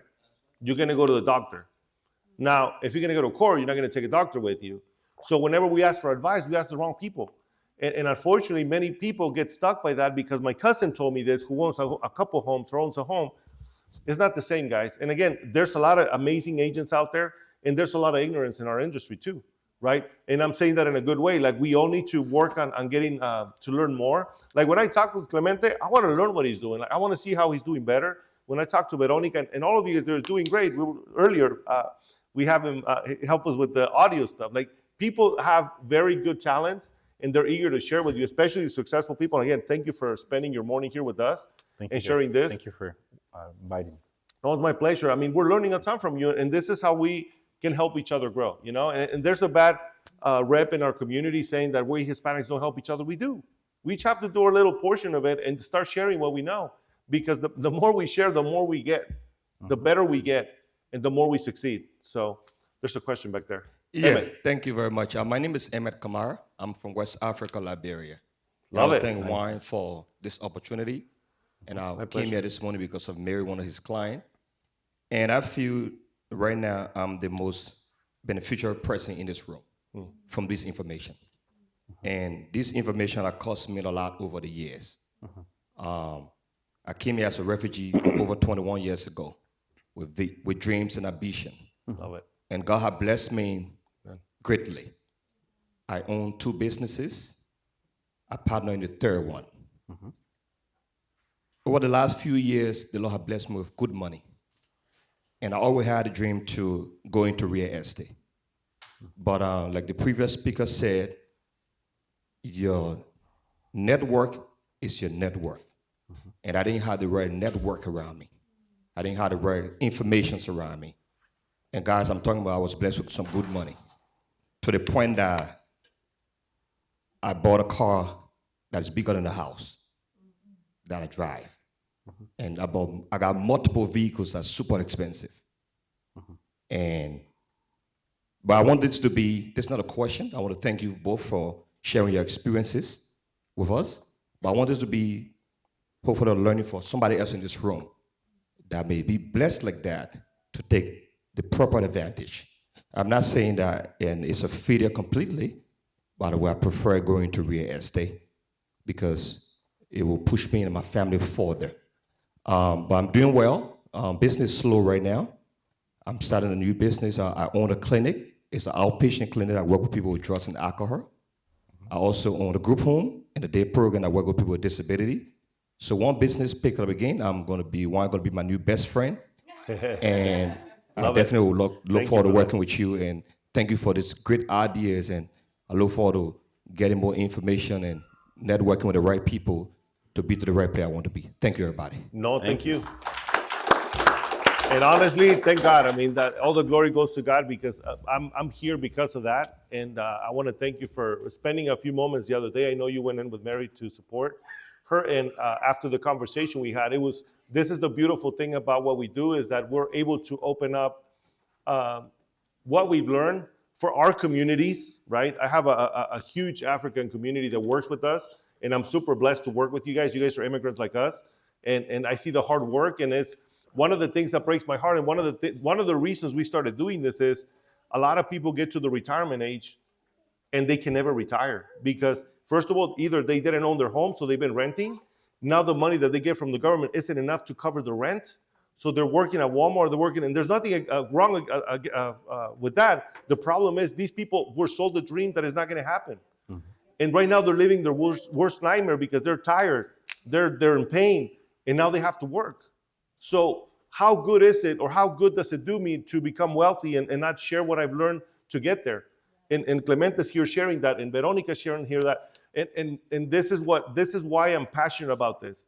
I don't show homes anymore. I miss that. But the thing is, I want to do bigger things to hit and impact more people by doing this, and with the help of you guys that have done great things, we're going to be able to do that. So again, I want to give you guys again a round of applause for being here, spending your morning here when you could have been, out there having fun or whatever. On TikTok. On TikTok. I'm guilty of that. Seems like Clemente too. Go ahead. My name's Gabriel. I'm not a great public speaker. In fact, I'm really nervous right now. So I just wanted to say I'm very thankful for the invite. This is a blessing today, and I'm surrounded, and I can see by one of the greatest groups. And I just want to say if we could give the man an applaud here because he deserves it. My pleasure. And as well, I want to encourage everybody because, I mean, you could just feel like $70,000 loss. I can feel it in my stomach, right? It's like, ouch, that hurts. But you can't look at it that way. You got to be optimistic. Mm-hmm. You got to drive. You got to go forward. She spoke perfectly in saying it's your education, it's your network. But more important, you should look at that. It's a lemon that you're going to turn into lemonade. How? Well, you should have a great tax strategist. So that $70,000 loss actually becomes a benefit because now you can offset it against your expenses and your capital gains. So I just want to say there's always lemonade. 100%. Thank you for that. That was good too. Great stuff. And we actually do these tax seminars also to teach you about that because all this goes hand in hand, right? Was there another question? Okay. I just wanted to say, I know I'm young, but I just wanted to say I appreciate the knowledge that, y'all brought today. Y'all was talking about your network and stuff. And so, something that's held me back, is the people that you surround yourself with. You're taking advice from people who are not in the position that you want to be in. So when it comes to things like real estate and stuff, you go to somebody else asking them questions. It's like, oh, you shouldn't buy real estate right now. You shouldn't do this, But this completely changed my perspective on anything. And you guys were speaking 100% facts. You guys should definitely, if you're gonna take advice from people, you got to seek out people who are in the field that you want to go in. So people who are actually doing real estate, you should be listening to them instead of your friends or your cousins, your family, who they don't even know what they're talking about most of the time. So I just wanted to say thank you guys. I learned a lot today, and taking your time out. I know you guys are busy businessmen. As a businessman myself, you get really busy. So the fact that you guys took this time out to educate us, it means a lot. So I just want to say thank you. No, thank you for being here. Okay, hang on. Don't give up the mic. Hold on. Give him back the mic. Can you stand up real quick? What is your name, sir? Brantley. Brantley, who invited you here? Jaden, and he got the invite from Andres. Okay. Well, I want to give Andres a round of applause, please, real quick. He owns 2 homes already. The kid is 21 years old. He's making amazing money, but by helping people. So let's give him another. He deserves it. How old are you, sir? I'm 21. 21. And what kind of business are you in? I do like mentorship and social media content creation. Love it, love it. Thank you for being here. We're honored to have you, and we're super proud of the age you have and the impact that you're making. Because we're going to share these videos for you guys to also share them on your social media. Because this is what matters. Like, we want to hit you guys first. We don't want to get here when you're 60, 65. Yeah. We want you guys to start sooner and change our communities and our lives. Because we live in the most prosperous country in the world. If you make $20,000 a year, guys, I don't know if you know this, you're considered one of the top % of the whole world. So for those of you that make less than $20,000, which I don't think there's anybody here, but you guys are doing very well. And and I mention this quite often, not only in the best country, but also in the best state and the best cities, where there's a lot happening, and we got to take advantage of that. And thank you for being here, man. I appreciate you. Thank you. You inspire us. You can just look me up at Black Boy from AZ on everything. Or honestly, just look up my name Brant. It should pop up. But Brant. Just look up Brant and it should pop up. You should see me. Yeah. Love it. I don't know about that yet, but And thank you guys, your friends too, for being here. That's awesome. That's good support. What kind of mentorship do you offer? I didn't get to hear that. I'm not sure if you said. pretty much like I help other men like not only just like transform their life, but let's say you're trying to you're stuck in life. So I help men transform their life, as well as I help you build a personal brand, like using social media, because I feel like personal branding is one of the things that can take you a long way. You're building a brand off of your expertise, off of yourself. And so when you learn how to build a personal brand for yourself and monetize it and leverage your personal brand to make money, that's something that could take you a long way. So I teach guys how to do that. I also help guys with a lot of guys don't have father figures in their life. They don't have a brotherhood. They're surrounded by the wrong people. So I kind of provide that for them. I kind of, it's called the Inner Syndicate, pretty much, where Love it, man. I just, I bring a community of guys together and I try to get them on the right path and help them start progressing their life. So, Congrats. Very cool. Miss Pam, did you have a? Yes. Yeah, I'm kind of curious because I won't speak for both of us, but well, I guess I will because I know Joe, my husband, well enough. I don't have the entrepreneurial spirit. I have the You don't think you don't have it. the paralysis by analysis. So Joe and I both kind of have a conservative upbringing where you kind of hold on and you're a little bit nervous. And so I guess my question is, are we alone? Like, is everybody in here like, yes, let's go, we're gonna do this? And then like, what are very first steps? I guess being here is the first one, but we do have 3 mortgages now, and we're both just like, oh, we have 3 mortgages. Nice. But we also, like, God has blessed us and he provides, but so our faith is a big part of it. Yeah, I'm just curious, is there anybody else that like taking that first step is a big deal? And maybe what are those first couple steps that you would recommend? Well, right now you have 3 mortgages, you said, right? So I you guess already we've have a taken business those. pretty much, no? You just have to, do you have them on LLCs or is it on just you? Okay. So it's just, you have equity in them? I mean, you guys could start looking for, more properties to put that money into. The tenants you just got to find the right property, make sure that it's going to cash flow, that it's going to make sense. You got to make your numbers and not just go out there and buy just any home that's a pretty home. It has to make business sense, but I think you already have it pretty much, going. It's just a matter of you not being scared of, maybe tapping into that equity. It could be a refi or a HELOC, giving some of those funds and putting it into another deal that Juan could probably find you, a good deal that, a good distressed property. That what I'm doing right now, and I think it's really worked for me, is I'm really looking for properties that have more than one door for them to so it can make sense, so I can be able to cash flow. I try to buy, my buy box is 300 and under right now, 300K and under, which is pretty low. Or unless it's a multi-fam, I will go up, you know. But if it's a single fam, I try to stay under 300,000 for the business side. If it's a personal home, it's different, right? But for the business size, that's kind of what my buy box is at. And I just try to make my numbers first. How much is my mortgage going to be? How much can I rent it out for? And, you know, if it makes sense, I'll pull the trigger. And that's kind of where, you know, look for distressed properties. Going back to, you already have a business. You just have to, you know, just keep going. Buy And some that more. fear never goes away. Buy some Yeah, no, more. yeah, the fear never goes away. It's scary. And True. On Tuesday's the 1st, and I have to come up with a big, you know, check or several checks to pay for all the mortgages. How much? How much? Like 20 grand.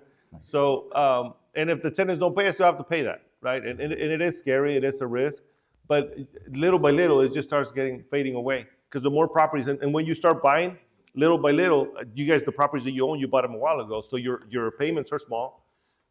They can cash flow. So the extra money, just, you know, put it aside.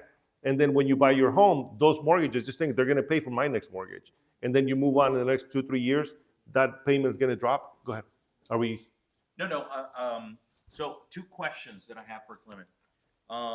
Number 1, in the audience in here, there may be people who are, you know, just processing all this information right now. What 2 pieces of advice could you give them if they're right on the fence of thinking like, wow, I got all this knowledge now. Where do I start? What do I do? And secondly, for your business, what does the future hold? So for the first question, I would say you got to pull the trigger. You got to, you know, not overthink it, and literally just, you know, make sure your numbers are right, connect with the right people that can advise you, you know, and just pull the trigger, get it going.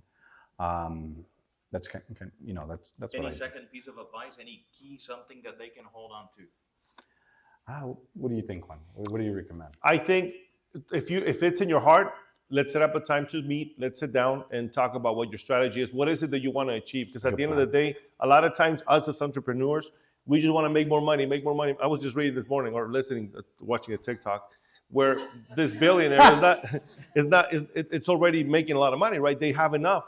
But we as entrepreneurs, we want to make more, and we forget about why we wanted to make the money we made. So for me, next year, I want to work 3 days a week and vacation 1 week a month, or just have a week off every single month. Nice. So that's my goal. I want to be able to sit down and relax and smell the roses, because we sometimes get so driven that we forget to live. And at the end of the day, is like, what are you making all this money for, right?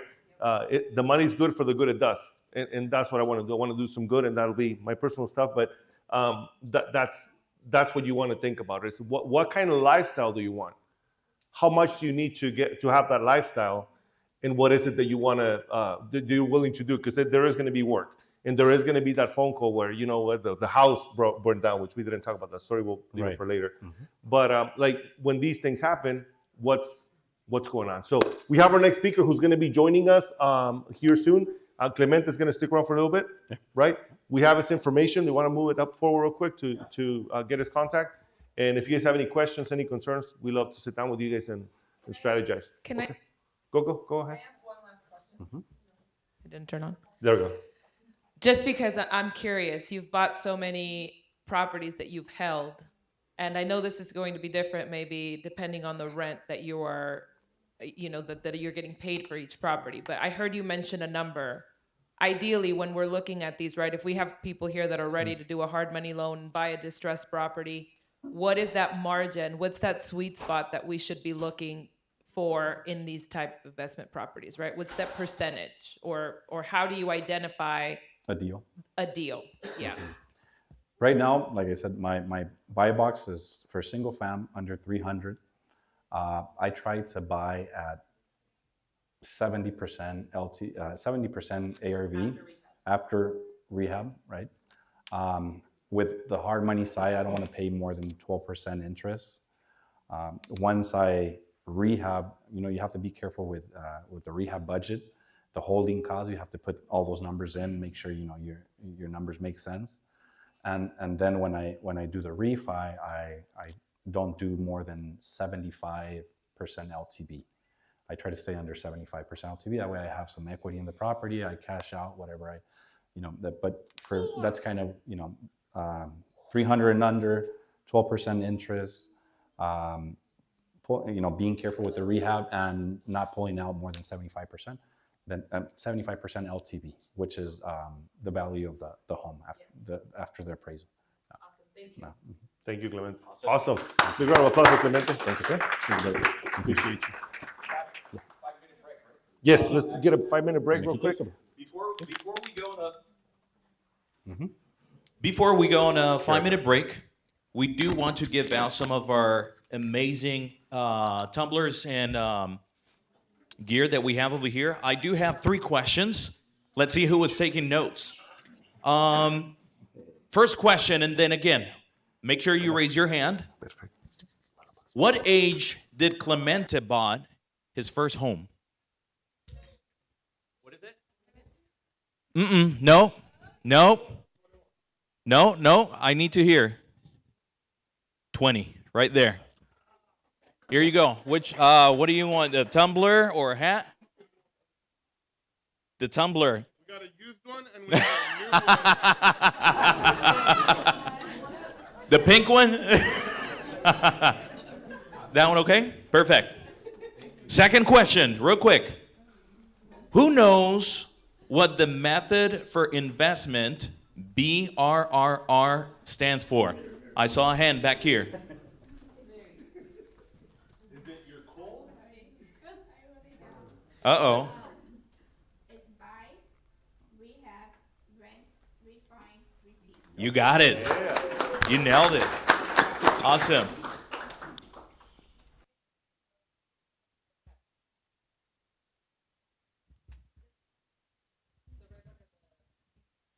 Pink, there you go. Oh, red, there you go.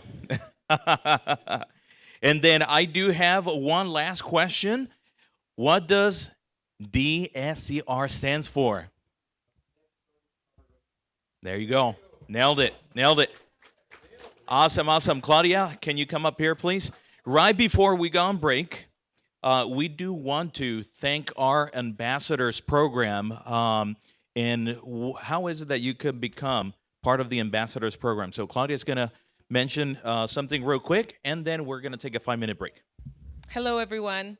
So we have been hosting these seminars, I want to say for a year now, right? We're going on a year. We've been doing them every other month. So if you're not in our network, make sure we have your contact information. We take turns. We do some in Spanish, some in English, but they're all kind of the same, where we do a market update and we bring a guest speaker, right? Somebody that can tell us about their journey, whether it's investing and holding, whether it's flipping, whether it's building. Give us some feedback. How are we doing? This is not what we're good at, right? This is not our strong suit yet.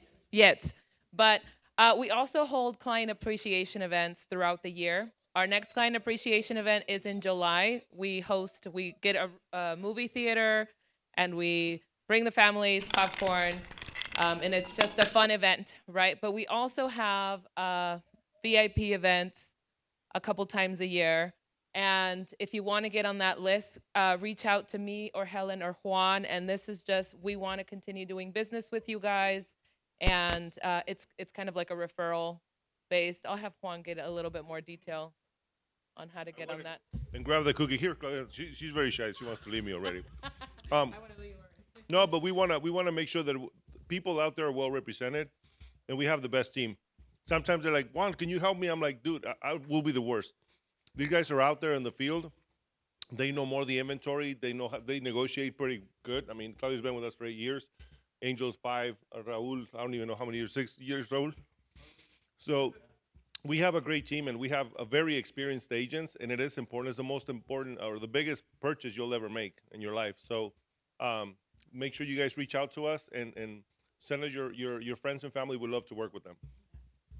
So if they're not in our network, reach out to us, get them in our network. Even if they haven't bought from us yet, we want to be a resource to not just you, but all of your friends and family. Thank you. Awesome. Let's go ahead and give a round of applause. Let's go ahead and take a 2-minute 2-minute break. Let's go ahead and get up. 5. 3 minutes have gone by already. So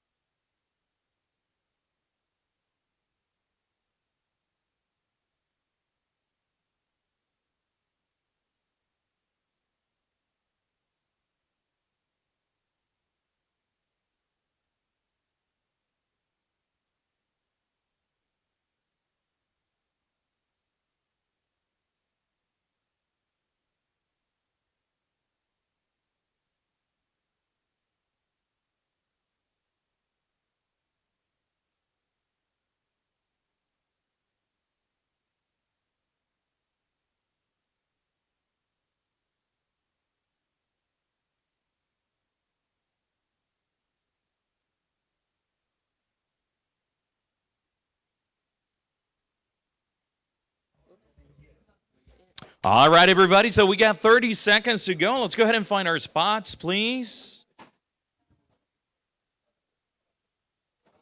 I know we all are starting to get hungry hippos. Is that right? We got some goodies on their way.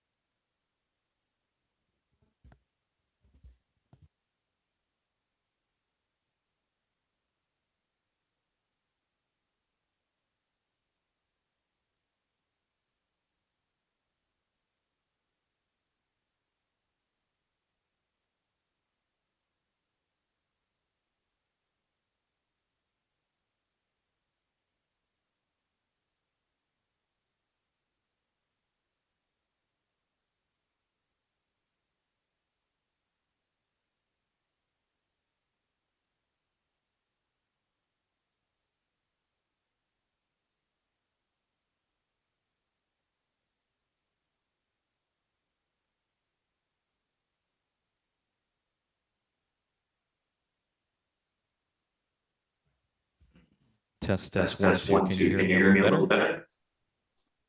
I can hear you perfect. Awesome. You guys are able to hear me as well? Yes, we can hear you loud and clear. All right. So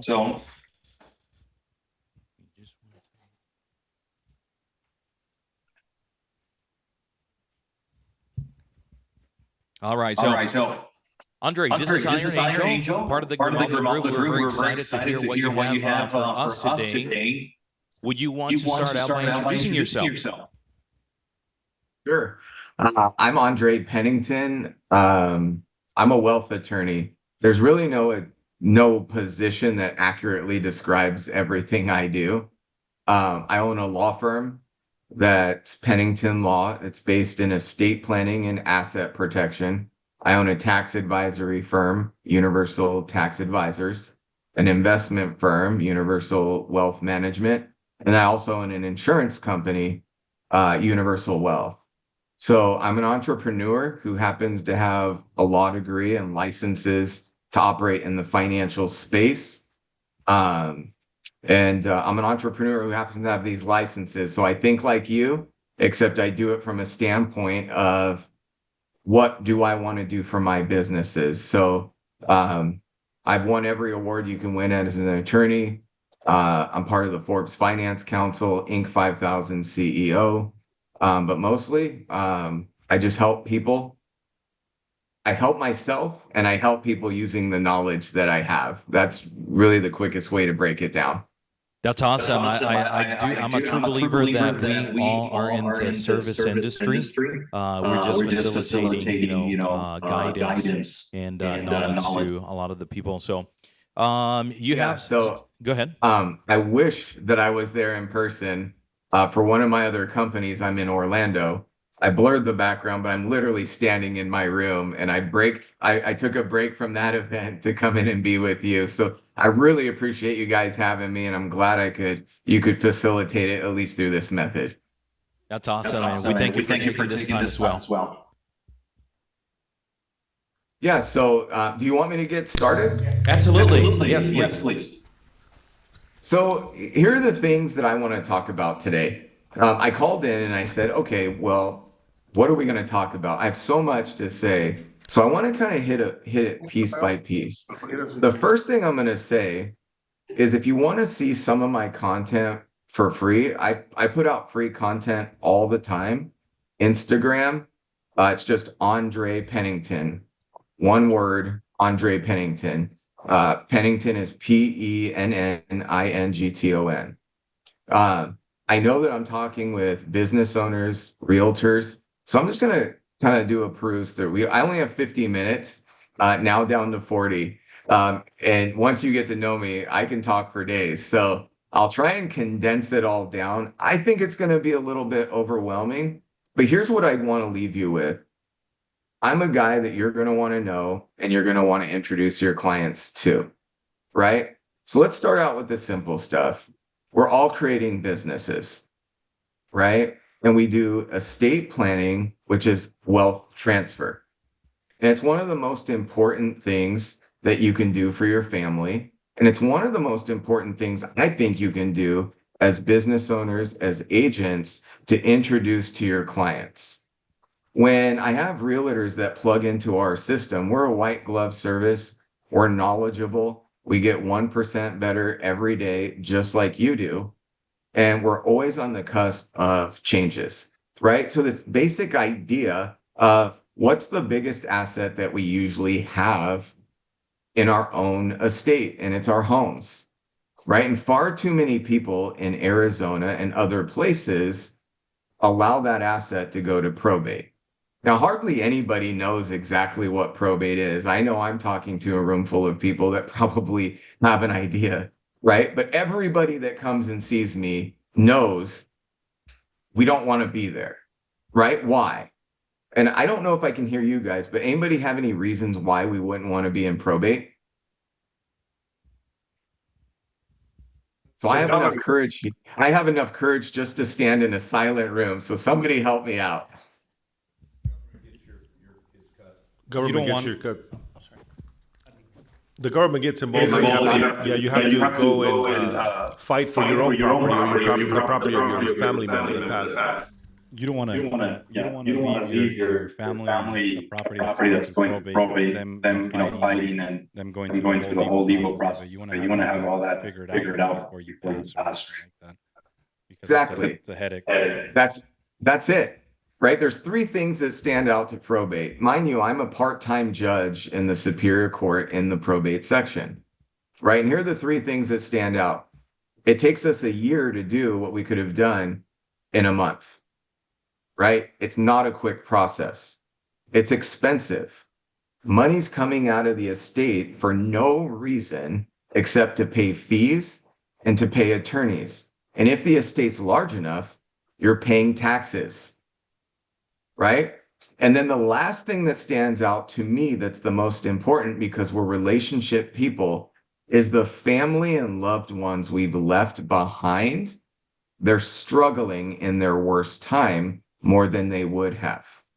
That's by far the thing that stands out to me the greatest, right? So we can do a simple trust to make that transfer easy, right? And this is kind of how I'm going to explain estate planning. I don't want you to remember every detail. I want to give you what I know in a way that it's useful to you. And this is how I explain estate planning to my clients. It took me 15 years to learn how to translate law easily, right? So here's what happens. When we die, we drop our stuff. And picture water underneath. And picture some sharks in it that are going to take a bite out of all that stuff when it hits the water. If we don't do anything, that's where we're going to be. Right? But if we do a simple will, what we're doing is a water slide over to the calmer parts of the water. It's still going to take a year. It's still going to be expensive. And it's still going to have our family struggling, but at least we get to say who gets what and avoid some of the sharks. Now, if we do a trust, it's like putting a safe above that water.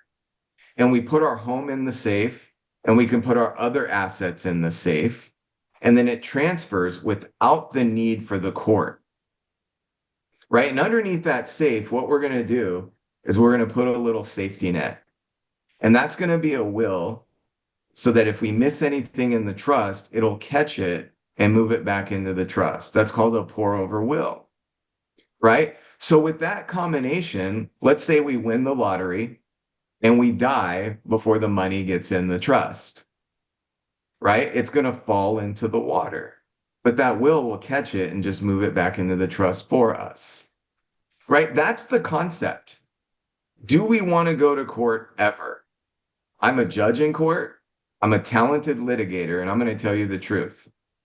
I don't like dressing up, and I don't like going to court because it ruins my day, even though I have clients that are paying me to be there.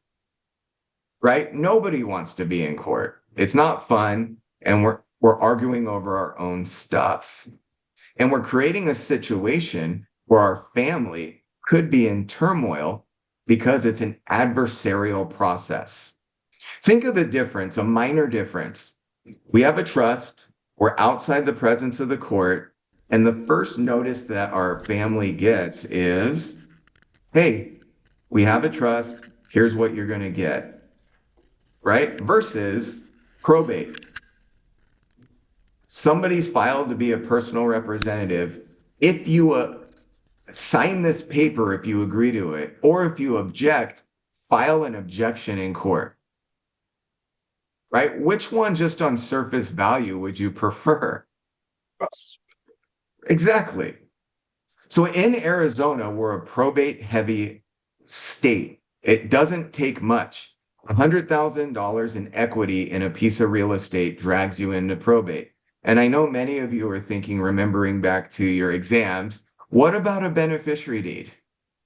Right? Was anybody thinking that? Give me a hands in the air if you were thinking about beneficiary deeds. I see one hand in the back, one courageous person willing to step forward, right? Well, a beneficiary deed is great. But what if I had a situation just last week where a grandparent left a beneficiary deed to their grandchildren, right? Well, what can minors not do? They can't contract. They can't sign things. So this young couple that was 29 I had to tell them, look, I'm sorry, you're going to have to go to probate court anyway and get a conservatorship so that you can make decisions on that property. Right? I've had to tell other clients who happen to be in bad financial circumstances and they were being sued. I'm sorry. When that home is yours now, the creditors are now eating it up. I've had to tell clients that were in bankruptcy. I'm sorry, this house, because your parents died while you were in bankruptcy, you're going to get nothing. The creditors are going to eat it up. There are about 1,000 different situations that I could talk about where a beneficiary deed, while avoiding probate, is not the best thing to do. Right? And what I aim for my clients are the best things. And I'm going to summarize another part of it. Think of a beneficiary deed like a death benefit. You get this on death. But what else does a living revocable trust do?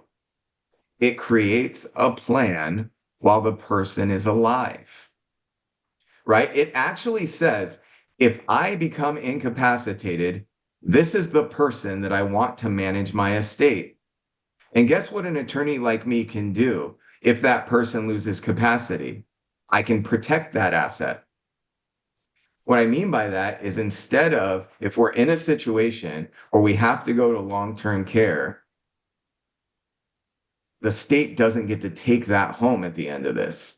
I can put it in an asset protection trust. In fact, I could take that revocable trust and turn it into an asset protection trust, while the person can't make the decisions they would make reasonably. So I think of it like this, right? If the state came to me and said, hey, you're entitled to care, one way you're going to get it is we're going to take all your stuff in your house. The other way you can get it is for free. Obviously, we know which one the client would choose. But if they don't have the right paperwork in place, they don't get the actual choice. The state gets to make the decision for them. And what do you think the state chooses? The most expensive one that benefits the government, right? And now I just want to talk about powers of attorney real quick. Powers of attorney are documents that says, look, if something happens to me, this is the person I trust instead of the state or the hospitals to make the decisions for me, right? And we need those in place. Everybody's a business owner. Raise your hand. Okay, nobody in the room's a business owner. No, you're not proud of being a business owner, huh? Right, we're all business owners. Think about it. What if you get in a car accident and you're out 90 days? You can't make decisions in your business. The only thing your family can do is go to the court and get in a probate process while you're alive and ask permission to be able to do it.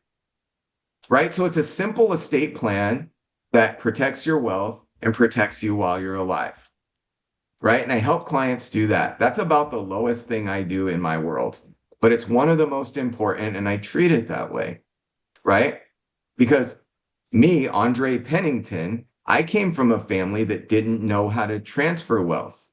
And I don't know if any of you can feel this way, but now it's on me to change my family name. I'm the first professional. I'm the first one through college. I'm the first one to get a graduate degree. I'm the first one to figure out money, right? So how do we build wealth? How do we do it tax-free? How do we avoid the taxes and minimize the taxes wherever possible, right? And I know some of you are that way too, right? So the key to being able to do that, to have your legacy move on, is a simple estate plan. And in Arizona, that's going to be a trust in it, especially if you own a business, right? Here's what else I do. I protect assets, right? So I want you to imagine yourself completing your dreams, right? And I'm going to give a story that happened to me. So about 10 years ago, I was walking in a parking lot, a young attorney with all my earning potential ahead of me, right? And an older lady, she looked to be about in her 80s, didn't see me walking in the parking lot and hit me, literally hit her car into my body. Now, obviously, I'm standing here and I made it, right? And actually, it was one of the coolest moments in my life. I kind of put my hands down like that, and the angle of it kind of shot me up in the air, and I landed on my feet. And I'm like, I must be an Avenger. I'll take that, right? So I felt kind of like a superhero. But let's imagine it didn't go my way, right? And she hits me and kills me. What's my value to my family, right? Maybe I should have led with this. I'm worth $72 million as I stand here right now. That's the value it is to my family.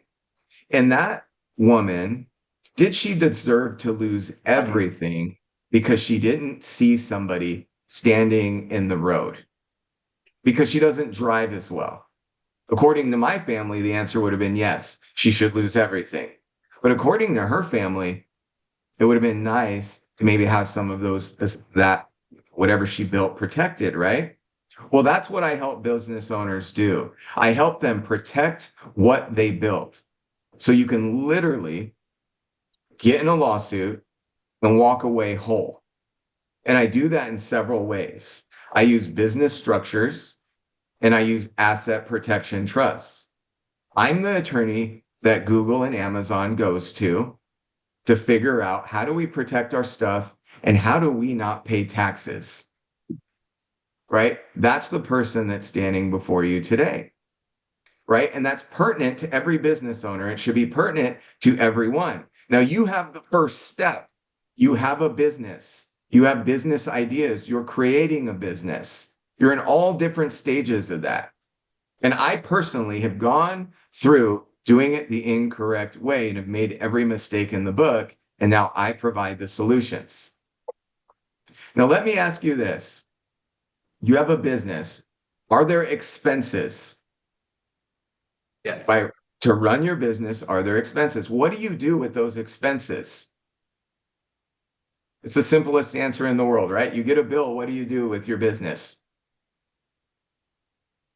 Pay it? Pay. Yeah. We pay the expense and then we have no bill. What if I told you that I could show you a way that you can earn 7 to 10% tax-free interest off of that, compound for the rest of your life by paying that same expense? Would you want to know about that? Yeah, definitely. Right. Yes. And one of the reasons that my law firm is so successful is I took the time to understand money and exactly how it works. I've had the benefit of talking with billionaire clients about asset protection, clients worth hundreds of millions of dollars. And I stayed a learner while I was also a teacher. And I looked at what made them super successful. What do they know that we don't know? And what I do is I take those concepts and I bring them to regular people just like us. Right? We're in the beginning of our greatness. We haven't quite figured it out. Well, I can give the shortcuts. That's how I look at it. Right? And if I have a law firm, right, And all the other law firms are paying a bill. And that's all they have is no bill. And they have to be taxed on the money before they pay it. Well, if I can figure out how to reduce the taxes, pay the bill, and create an automatic retirement account for myself that's like a Roth IRA that grows tax-free, why wouldn't I do that? And it's right there in the IRC, which is the Internal Revenue Code, of how to do it. But we don't know to ask the questions, right? And what I do is I show people how to set up a holding company and structure that holding company in a way that it's responsible for the expenses of the underlying company, your business. And we reduce the amount of taxes and leverage every expense to earn you money for the rest of your life. Right? Who has a nice car in the room? Who's proud of their car? I see a hand up. The first one in the front row. What's the car? Bentley Bentayga. Bentley Bentayga. Okay. Okay. I didn't hear what that is. I don't even know what that is. It must be very expensive because I don't even know what it is. It's a Bentley Bentayga. Oh, a Bentley. I heard like a family Bentayga or something. I was like, I have no idea. A Bentley, right? Well, I'm sure that that's a heavy vehicle, right? And I'm sure you use Section 179 to leverage it. But wouldn't it be nice to get paid for driving it? Right? I have this and it pays me to drive it for the rest of my life. And that's what I show business owners how to do, right? And the basic concept is we have to have that holding company buy something that's an appreciable asset, right? Where we take a loan off of it that's not taxed. And the way we do it is we don't have to pay back that loan. I know I'm talking crazy right now, right? Does it sound crazy to you that you could do that? That it's going to grow for the rest of your life? You could just take a loan off of it and you don't have to pay it back if you don't want to, but you could if you wanted to. That's what I show clients how to do. And when you match those two things up, reduce taxes, create wealth off of what we're already doing, that's the winning recipe. And that's what the billionaires and the people worth $100 million understand that we don't understand. You're in the real estate business, right? I know I talked with Juan and we were talking and he's like, look, I've seen it every direction. It all ends in real estate. That's why I started there, right? Business owners want to have a real estate portfolio because it's tax advantaged. What if we tax advantaged the real estate portfolio too? What I do is I create double arbitrage. In fact, I can create triple arbitrage. Arbitrage is my favorite word, right? I heard it and I'm like, I love this word. We use money in different ways to make more money, right?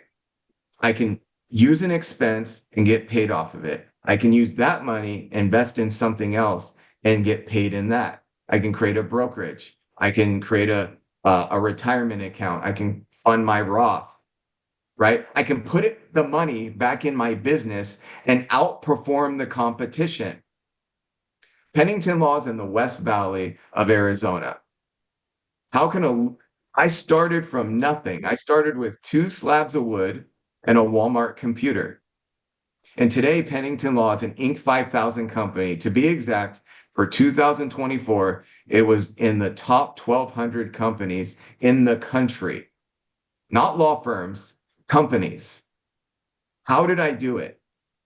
I leveraged the money I was supposed to pay in taxes, and I created an arbitrage, and I create a separate arbitrage, and I make triple the money for doing the same thing. You need to know someone like me. And I'm proud to be here because the Grimaldo Group is a group that I know is doing it right. Juan has the right intentions. Angel has the right intentions. We're here to help people, and I'm here to help you. Now I'm going to have to cut short. I'm so sorry about this. I'm in Orlando and I'm looking at my, I forgot my cord to my computer and it's literally about to die on me any second.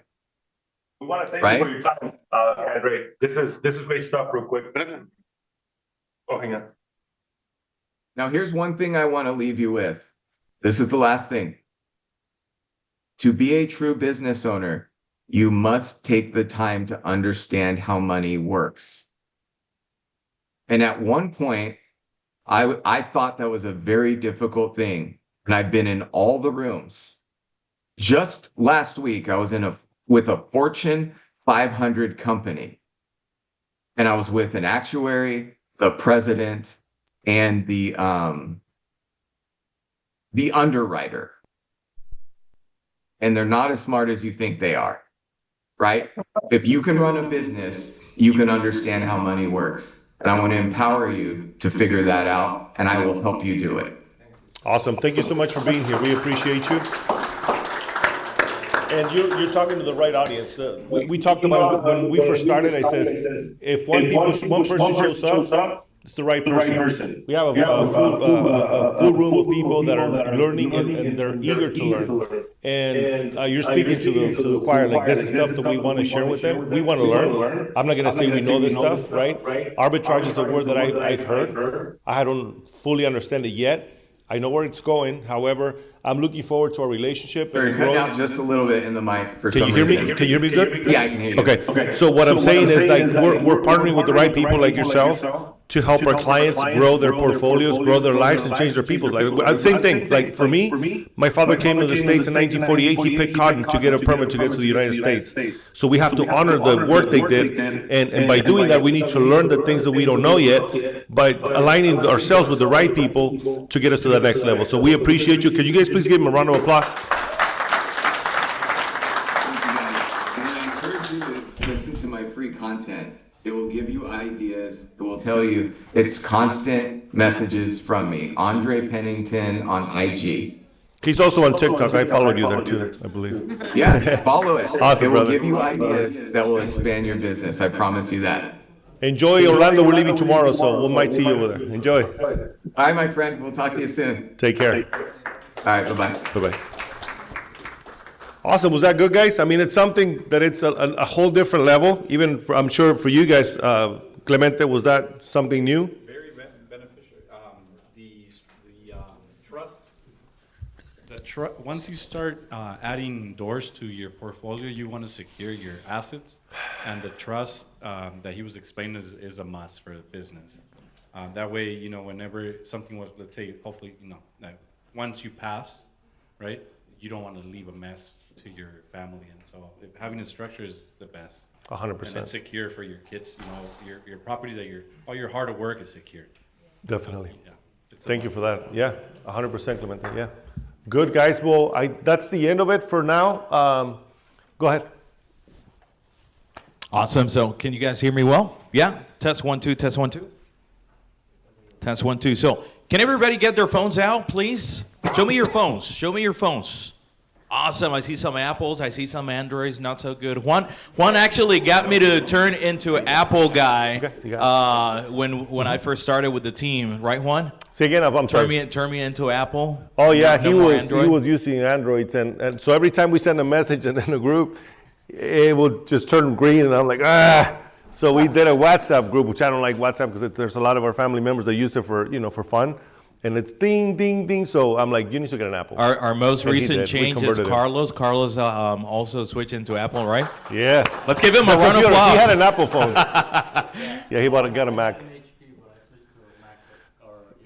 There you go. That's awesome. So again, go ahead and scan this up here, and please leave us a 5-star review if this was beneficial for you. Also, we do have some more upcoming events with that we would like to share with you, and for anybody else that you can think. Maybe it's your father, your mom, your grandmother is thinking about selling the home.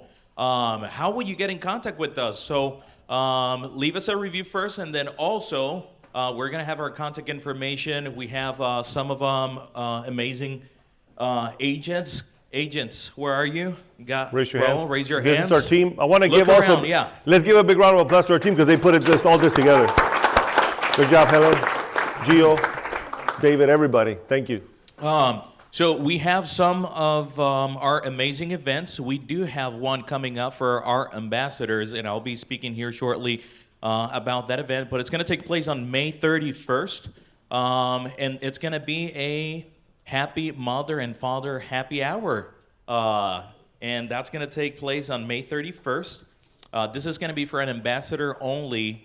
And who here knows what an ambassador with the Grimaldo team is? Can anybody raise their hand?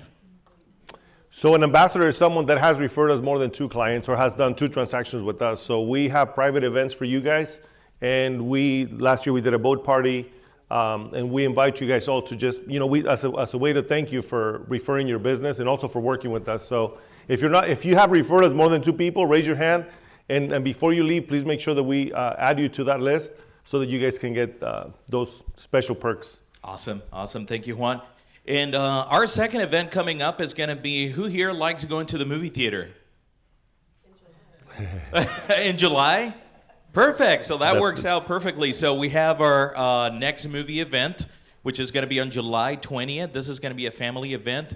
And this is going to be for anybody who has attended past events or has either sold or bought a home with the Grimaldo Group. Now, can anybody raise their hand? So we have a little back and forward here with the team. We're thinking of either watching Superman or Jurassic World. So can I see a raise of hands for Superman?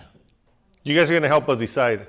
We're deciding right here today. I think we had an idea, but. And then how about any Jurassic World takers? Yeah, that was it. So we had it. There it we is. Figured that was there gonna it be is. So again, go ahead and put it on your calendar. You'll be getting an invitation through our social media as well. Again, that's going to be July 20th. And I also had some questions here for some of our amazing gear. I think we may have maybe 1 or 2 more of the tumblers back there. But I wanted to ask, was anybody taking notes? Does anybody know here, raise your hand, how long does probate process takes?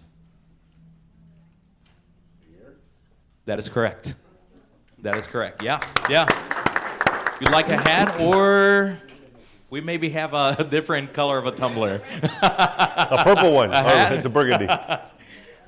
Here you go, catch. There you go.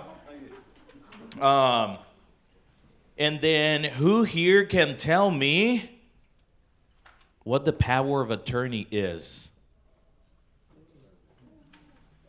Giving somebody, the choice to make decisions for you? The legal power. Yes, the legal power. Good job. Come on, round of applause. Perfect.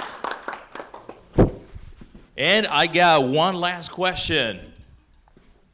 How many people do you need to refer to the Grimaldo Group to become an ambassador? I saw a hand over here. 2. Question though. Uh-oh. If you refer 2 people, what if they don't buy? That's okay. It doesn't matter. Fine. That's perfectly fine. Yeah. I'll take the pink one. That way my wife. Ah! See? Somebody's making up you points couldn't guess today. that. Somebody's making points today. So, can we go ahead and put our sponsors up there again, please? Oh, yeah. My pleasure. So once again, we want to thank sure, all of man. our sponsors. Sergio with Guaranteed Rate, he's going to be available to answer any questions with mortgage. Also, all of our team, thank you so much for making this happen. Also over here, we have our social media on your way out. Go ahead and scan it. We have our Instagram, Facebook, YouTube, TikTok. Just that you can watch Juan, talking to any business owners and things like that. If you happen to be a business owner and you haven't talked to Juan about your business and how is it that we could promote it through our social media and, having an interview with him, you can actually schedule that, make that happen with TikTok, and then our sphere of influence get to hear about your business and what the future holds for you as well. So on behalf of the Grimaldo Group, I want to thank you all for being here. We do have some goodies out in the back, so please help yourself. Go ahead. It's lunch. It's Yeah, lunch. so we brought It's lunch. We lunchtime. got some sandwiches, some soda, chips. And again, thank you guys for spending your morning here with us. It is an honor and a privilege to be able to spend it with you.